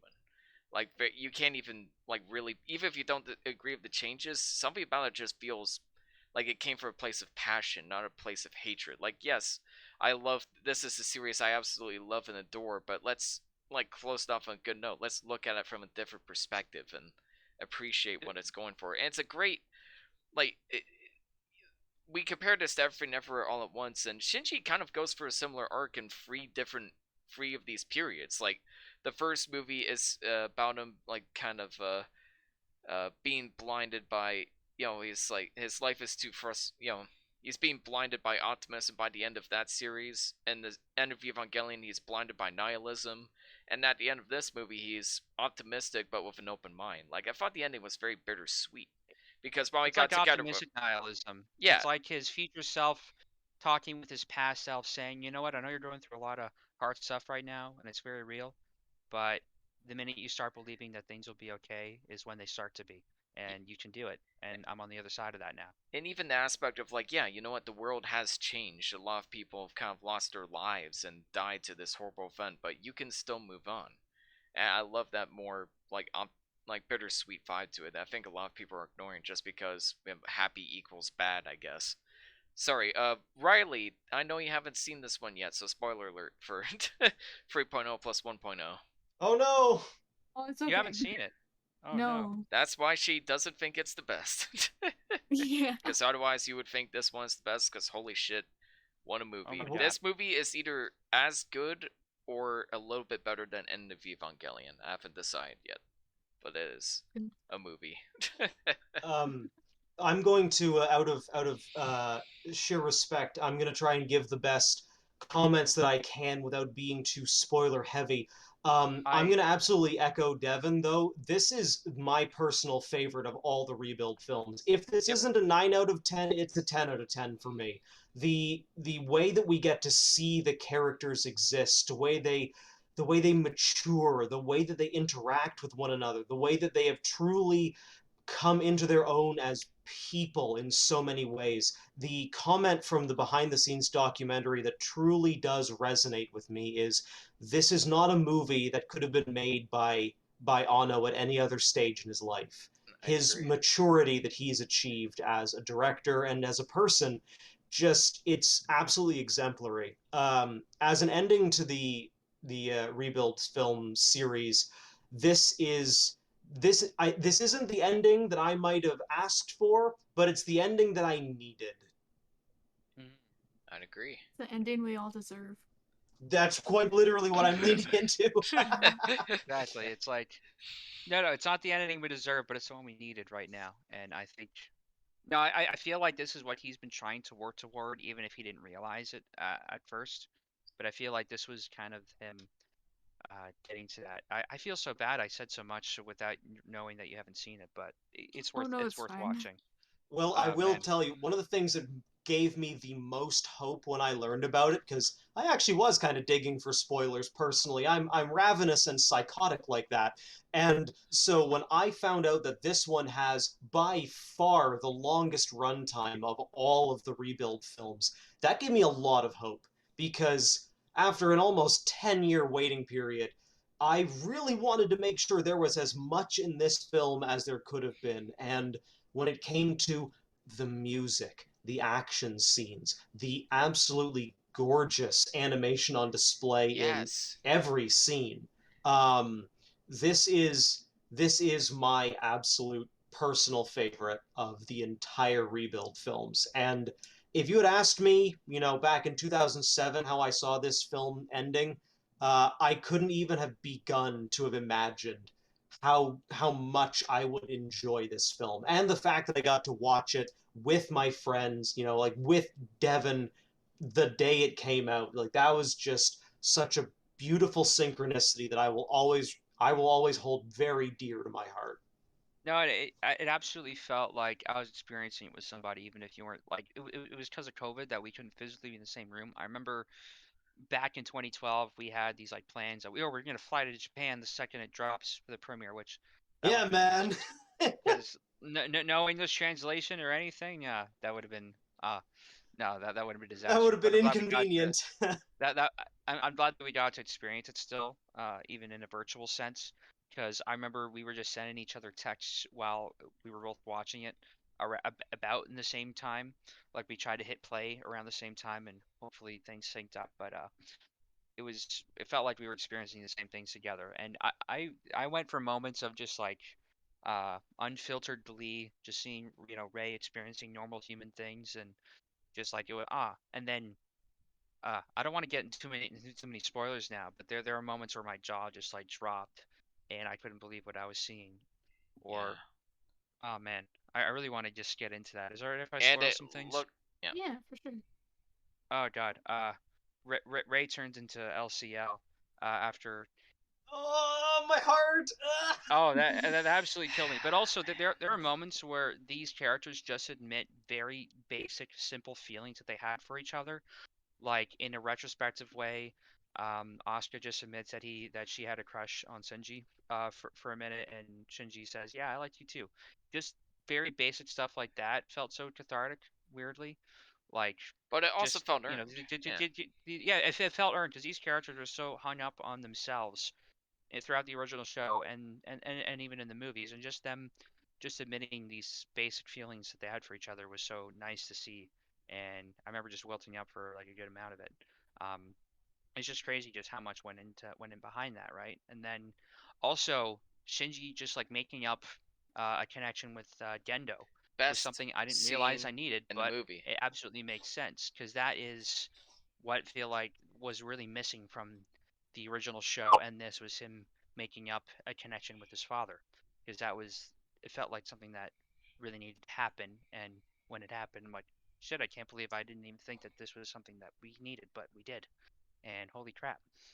Yeah. Exactly like what I was saying earlier. The caliber of actual character writing and acting on display in this one is by far and in a way some of my favorite in the entire, heck, in some of the entire franchise. Seeing some of these characters have such meaningful conversations with one another, since, I mean, let's be honest here, some original fans have been waiting since 1995 to see some of these scenes play out on the screen. It's been 27 years Yep. since we first saw these characters embroiled in their conflicts and their depression, and to see this as, trying to be a conclusion, I can't even fathom the pressure the crew must have been under from the world and from themselves. And I couldn't have asked for a better ending for the rebuilds, in my biased opinion.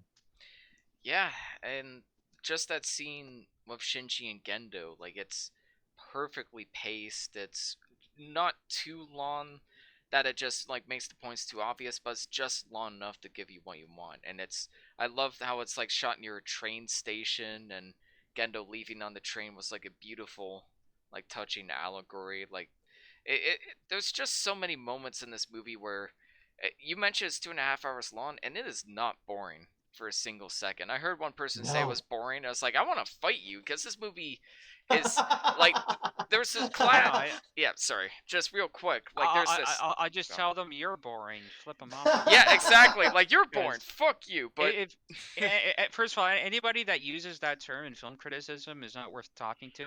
I mean, I've used it, so maybe I'm but not worth talking to. True. But no, especially in the context of this film, it's like I have nothing to say to you. Yeah, I'm done. There's a discussion I learned where it's like you kind of need to balance like slow and fast scenes together, and like well, it's low and high intensity is how they put it, and basically you don't want more leading on one side or the other. You kind of want it to be like a crisscross between intensities. When things are low to intense, you let it die down, and when it's died down for too long, you raise the intensity. And this movie absolutely nails that. Like it somehow manages to perfectly balance like the more thoughtful tone of like 3.0 in the TV show and the more exciting tone of End of Evangelion and the first two rebuilds. And it 2.5 hours just flew by. Like I watched this again, it still just flies by, and there aren't too many 2.5 hour long epic action movies that do fly by like that. Admittedly. I also must point out, I need to point this one out, especially for you, Riley. This movie has some of the best cat animation in the entire franchise. There's cats in this movie. They're so good. I love them. Oh my Pregnant god, this cats, changes too. everything. Yes. Go watch it. Let me see if I can find a picture of the cat, no context, and I'll post it in our chat really quick because I love them. They have a cat. No, the cats are so lifelike too, and I like that they had like the pregnant cats, and they're calling Matt to Ray because Ray never seen them. And there's She's like, kitties and it looks like a dog, but it's not a dog. What is that? It's so cute. I didn't know that that's what I needed to see, but it's so good. I can't find it, but here's a picture in our chat of Hideaki Anno holding a cat, so good enough. Good enough. Aww. Oh, that's so cute. Yeah. He has some great real life reference then. Yeah, exactly. That was the actor who played the cat in the movie. Didn't you guys know? Wow. That's an important piece of trivia. Yeah, and the animation, like this feels so much more weighty than the rebuilds. It looks like more of it was hand drawn. Like I don't know if that's because there is more hand drawn animated bits or because the CGI looks like the hand drawn. Like they pulled Rogue One and kind of like took inspiration from the original designs better for the CGI elements, but it looks so much better, and there's so much like the way they'd shake the camera around, the way characters would move and their angels, like it just feels so weighty, and that's what I missed in the first two rebuilds. They just felt so empty and lifeless in comparison, and the editing is fantastic. It just This looks is another so thing better I wanted to mention. presentation-wise. So I love the fact that they start off in a normal place, which is such a breath of fresh air for this series, and shows a much more mature take on going through a bout of depression. As the world still moves on, even if we're going through this, it's not that they're apathetic or necessarily indifferent, It's just how but it they're trying works. to respectfully giving you distance while you're going through something, and they're able to console you when you need it, which I think is great. I love the fact that they had these characters do normal things after going through all the hell that they've been through, and that was so refreshing. And then he triples down on the mindfuckery in the latter half of it, and I'm like, I love Yes. this. We get It's like live action I footage. like the fact that he showed restraint for the first half, and then he triples down in all the mindfuckery. It's good build up. Yeah. And then it's great, and I love the pacing of that, and it just makes it made every moment so enthralling for me. And when he's like talking and fighting with his dad, it's like they're fighting at first, and then it's like this fighting is useless because they're so evenly matched, and then they start talking about his feelings, which is the hardest thing Gendo has ever had to do, was actually talk about his feelings to his son for once. Um, oh, there's the cat. I found a picture of the cat. There it is, Riley. It's a cat. Look Oh at my those. god, I love it. Now, do you Look at know those why I call nipples. this a 10 out of 10? Yes. Yeah, best rebuild film by far. Oh my And god! But yeah, it's a perfect mix. I also think that him working on Godzilla might have influenced one of the fight sequences because it's like they're in that fake city, and it's all a Yes, set. it definitely Yes, did. that was so And then good. also there's a scene that parallels a scene in the latest Matrix film of all things, which this came out around the time Don't that ruin Matrix this film movie. came out. But no, I think that this movie does what the last Matrix was trying to do, but this film just does way better. Actually succeeds. Oh, 100%. It was like the whole projector sequence there toward the end where he's reflecting on the original show, and these characters have all grown up. And there's so many good things to talk about with this film. The only thing that might people would nitpick, but I would argue there's probably a purpose behind it, is they have some very uncanny valley looking CG That with the worked giant ray perfectly. head toward the end. It looks like a cheap Blender render, which I think it was. I think they actually did use Blender in this, which is awesome because that's like free software. That's the only bad Um, use of CGI, so I think it is. I really hate the it's bad on purpose argument, but I think it really does. Like how creepy the like horror segments in the first Toy Story were because of the animation. Like I feel like that was kind of trying to recapture that uncanny valley effect, and I was half expecting her to turn off a flashlight at one point. I'm oh going to God. be deliberately contrarian here, and I'm going to say I actually very sincerely enjoyed the Uncanny Valley effect because I Me think too. that leads into the deeper thematic relevance of a character who's a waifu. Gendo can end the world to try and make this character real, but she's just not real. Go outside. Yeah, and it's Yes. kind of like Blade Runner 2049, where it's like the young baby Ev- face Sean Evans like perfectly adds to the point of that scene because the point is that the character isn't like what they're trying to rebuild at all. There's something Or deeply off about it. Joy, or Joy. Yep, Everything you want to hear. You know, the whole Ana de Armas character and the whole in a way, yeah. billboard facade of her. I think it shows the Canny Valley territory of that. This isn't a real woman. This is like a facade, and you should go out and meet real women for God's sakes. Yeah, exactly. Go meet a just woman with glasses. just don't even go there. Just talk to them like human beings, because that's what they are. Fuck's sakes. Yeah, go meet a woman Go with make friends with people. glasses and long brown hair, and I don't know much else about her. I haven't watched behind the scenes. I'm sorry. Yeah, Drew, I want to ask, how do the music choices fare in this movie compared to the other rebuilds? If the other one had if 2.0 had a music choice in it that I didn't like, I thought that I loved all of the music in this movie. First of all, and I'm going to start at the beginning of the fourth movie. Their like jangly Spanish guitar iteration of the Nerve theme for when they're doing a great big fight scene. I love that jangly guitar version. It's so energetic. It's so much fun. I loved it. I thought that was one of my favorite tracks, and Yeah, the fact they bring, how do I pronounce her name? Hikaru Utada. Utada Haru. Yeah, how they bring her back.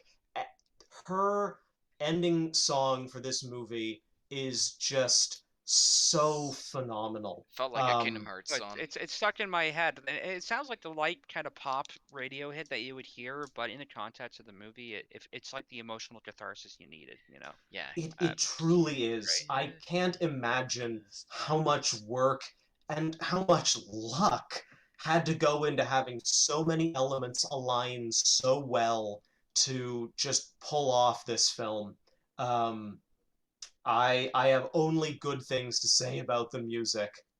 Yeah, and I even liked how the guitar music was more grounded to kind of reflect like the more grounded reality that the characters kind of find themselves in ever since the third impact. And yeah, everything about it really does add up. Like the English dub feels like they absolutely gave it their all. Like it was the least distracting of all the rebuilds for sure. And it just shows like everybody involved in this project really cared, where I didn't really feel that for the first two rebuilds. It's like Attack on Titan in a way, where it's like you have to sit through two crappy seasons to get a really good third season and an incredible fourth season. And the third and fourth season are even better because of the admittedly crappy build up you had up until this point. So unfortunately you gotta sit through that to get to the good stuff. But man, is the good stuff worth it by the end of it. It was great on a 70mm big IMAX screen TV. I'm Yeah, yeah. eternally envious. That's so cool, dude. I'm sorry, I'm Keep just taking rubbing that it, on.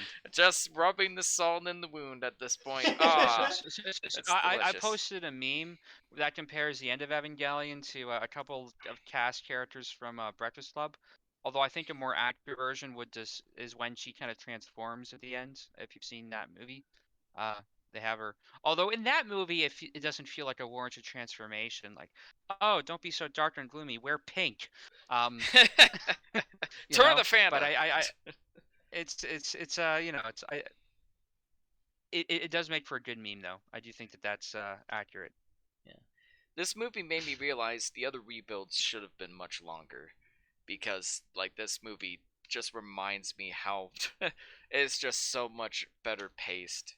There's so much great character exploration. It's optimistic without being annoying. Shinji getting a character arc after all of these years is great, and I like how he does get in the mech, but there's still a struggle. Every fight feels like a genuine struggle, and it doesn't feel like the characters are just overpowering the enemy, which I absolutely loved. And yeah, just the fight scenes in general are so breathtaking and magnificent to watch, and there's some great aspect ratio changes as well. There's one where the mech enters like the red space for the first time, and in 70mm IMAX that went into like the IMAX aspect ratio when that scene happened. That was just Oh like wow. my jaw was on the floor. That was on par with like the cut in Blade Runner 2049, where it went from like the speckles of fire to like back to the city. It's on par with just a. It's one of those things where our film teacher mentioned like sometimes you see a shot and you can't really explain why it resonates with you so much, but it just does, and that just does. So much of this movie just resonates with me, and I can't even put my finger on why. I think that's a sign of something special. So, for our audience listening, and for you, Riley, we as much as we have talked about this movie, we have not even come close to doing it justice. And I think that if you go in, even audience members, even if you haven't seen this one, do yourself a favor, and it's so very worth it. It's on Amazon. They're all on Amazon. Go watch the Yes, they are. rebuilds. The first two kind of suck, but they're worth putting up with to get to the last two. Just stick with it. That's my recommendation. Just absolutely stick with it, please.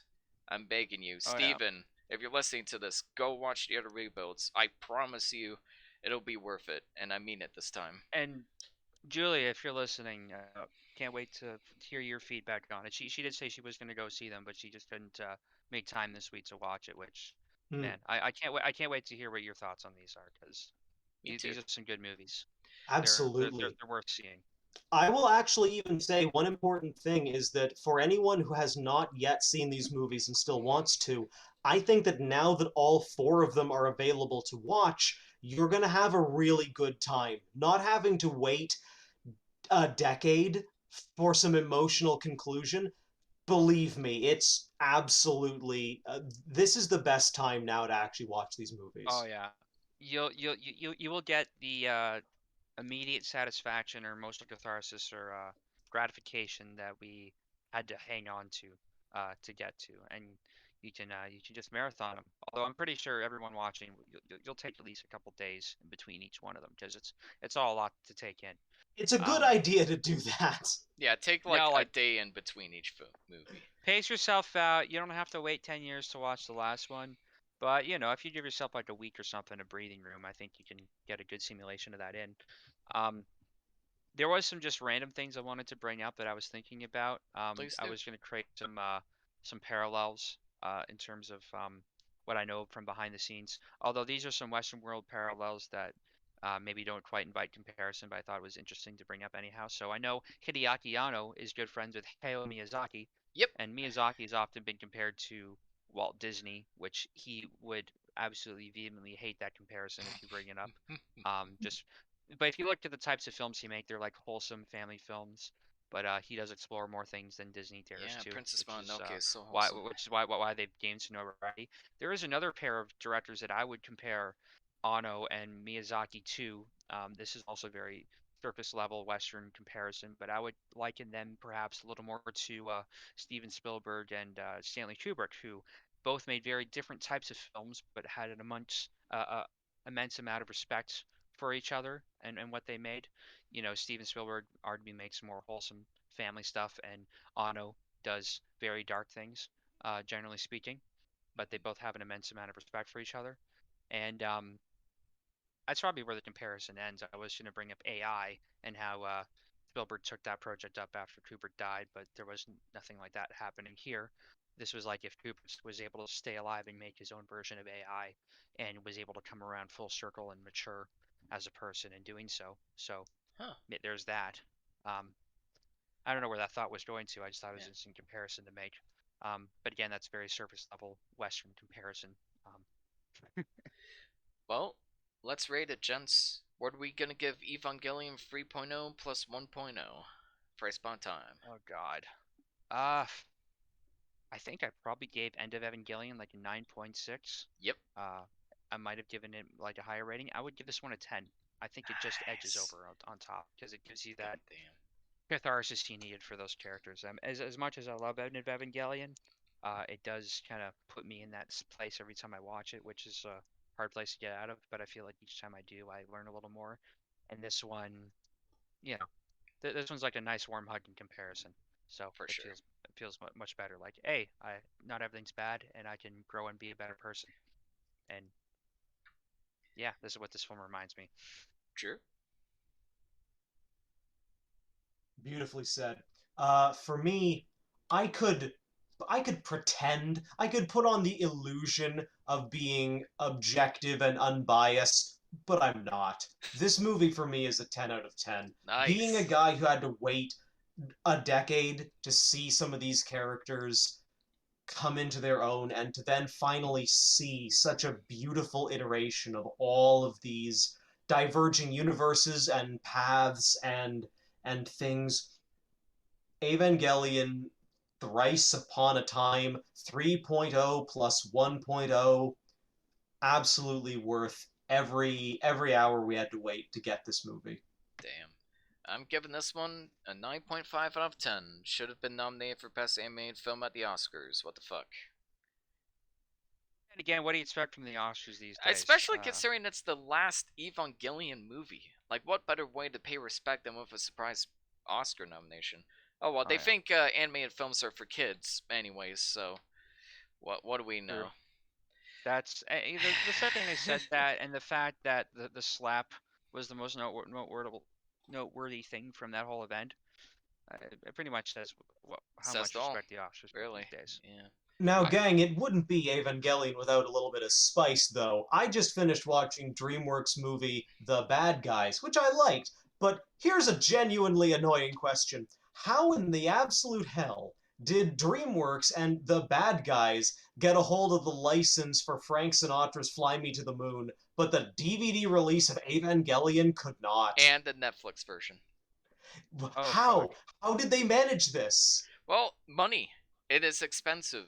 It is incredibly expensive. Like I was, like reading into an interview by It was Harmonix. They were making a new game, like a DJ game, and they mentioned how they had to take massive budget cuts because the licenses for music were stupid expensive. Like, I think a Rihanna song in particular costed $2 million in copyright fees. Woo! Like, it Jesus. is ridiculous.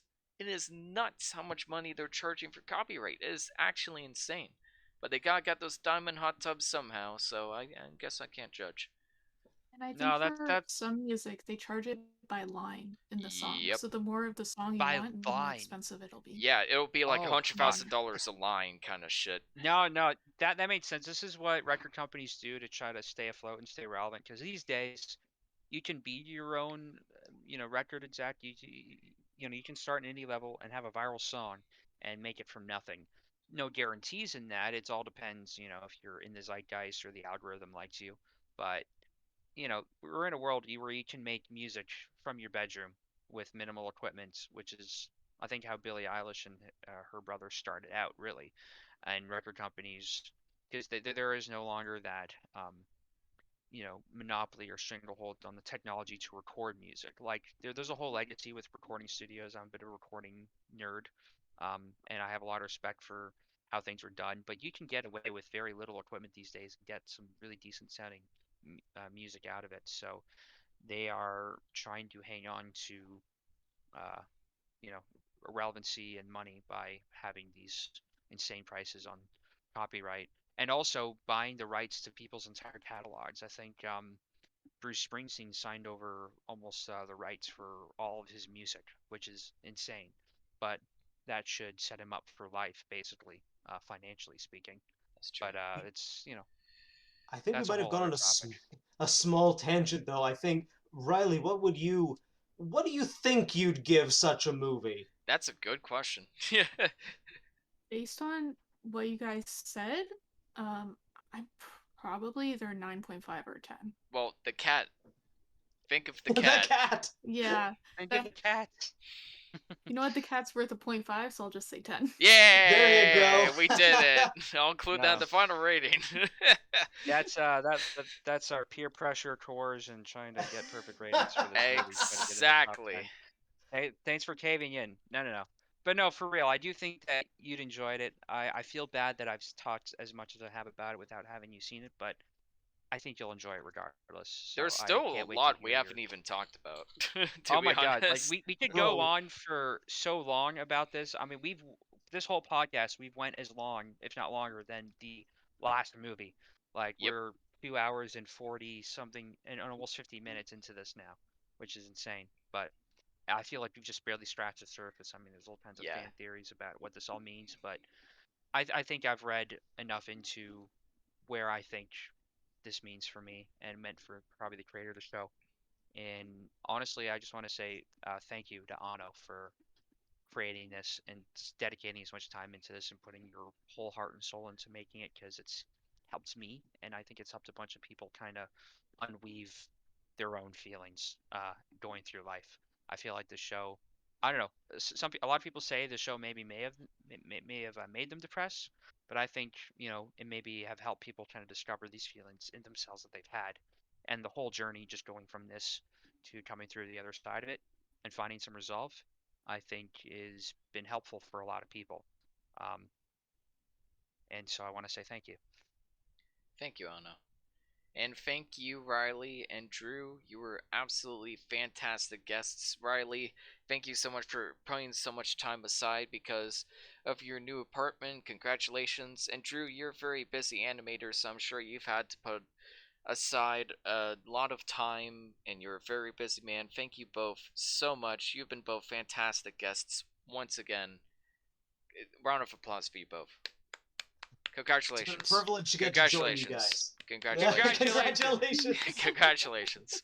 Congratulations, you've done it. Congratulations. Next episode, next week, my buddy Matt has an interesting trio of films selected for us.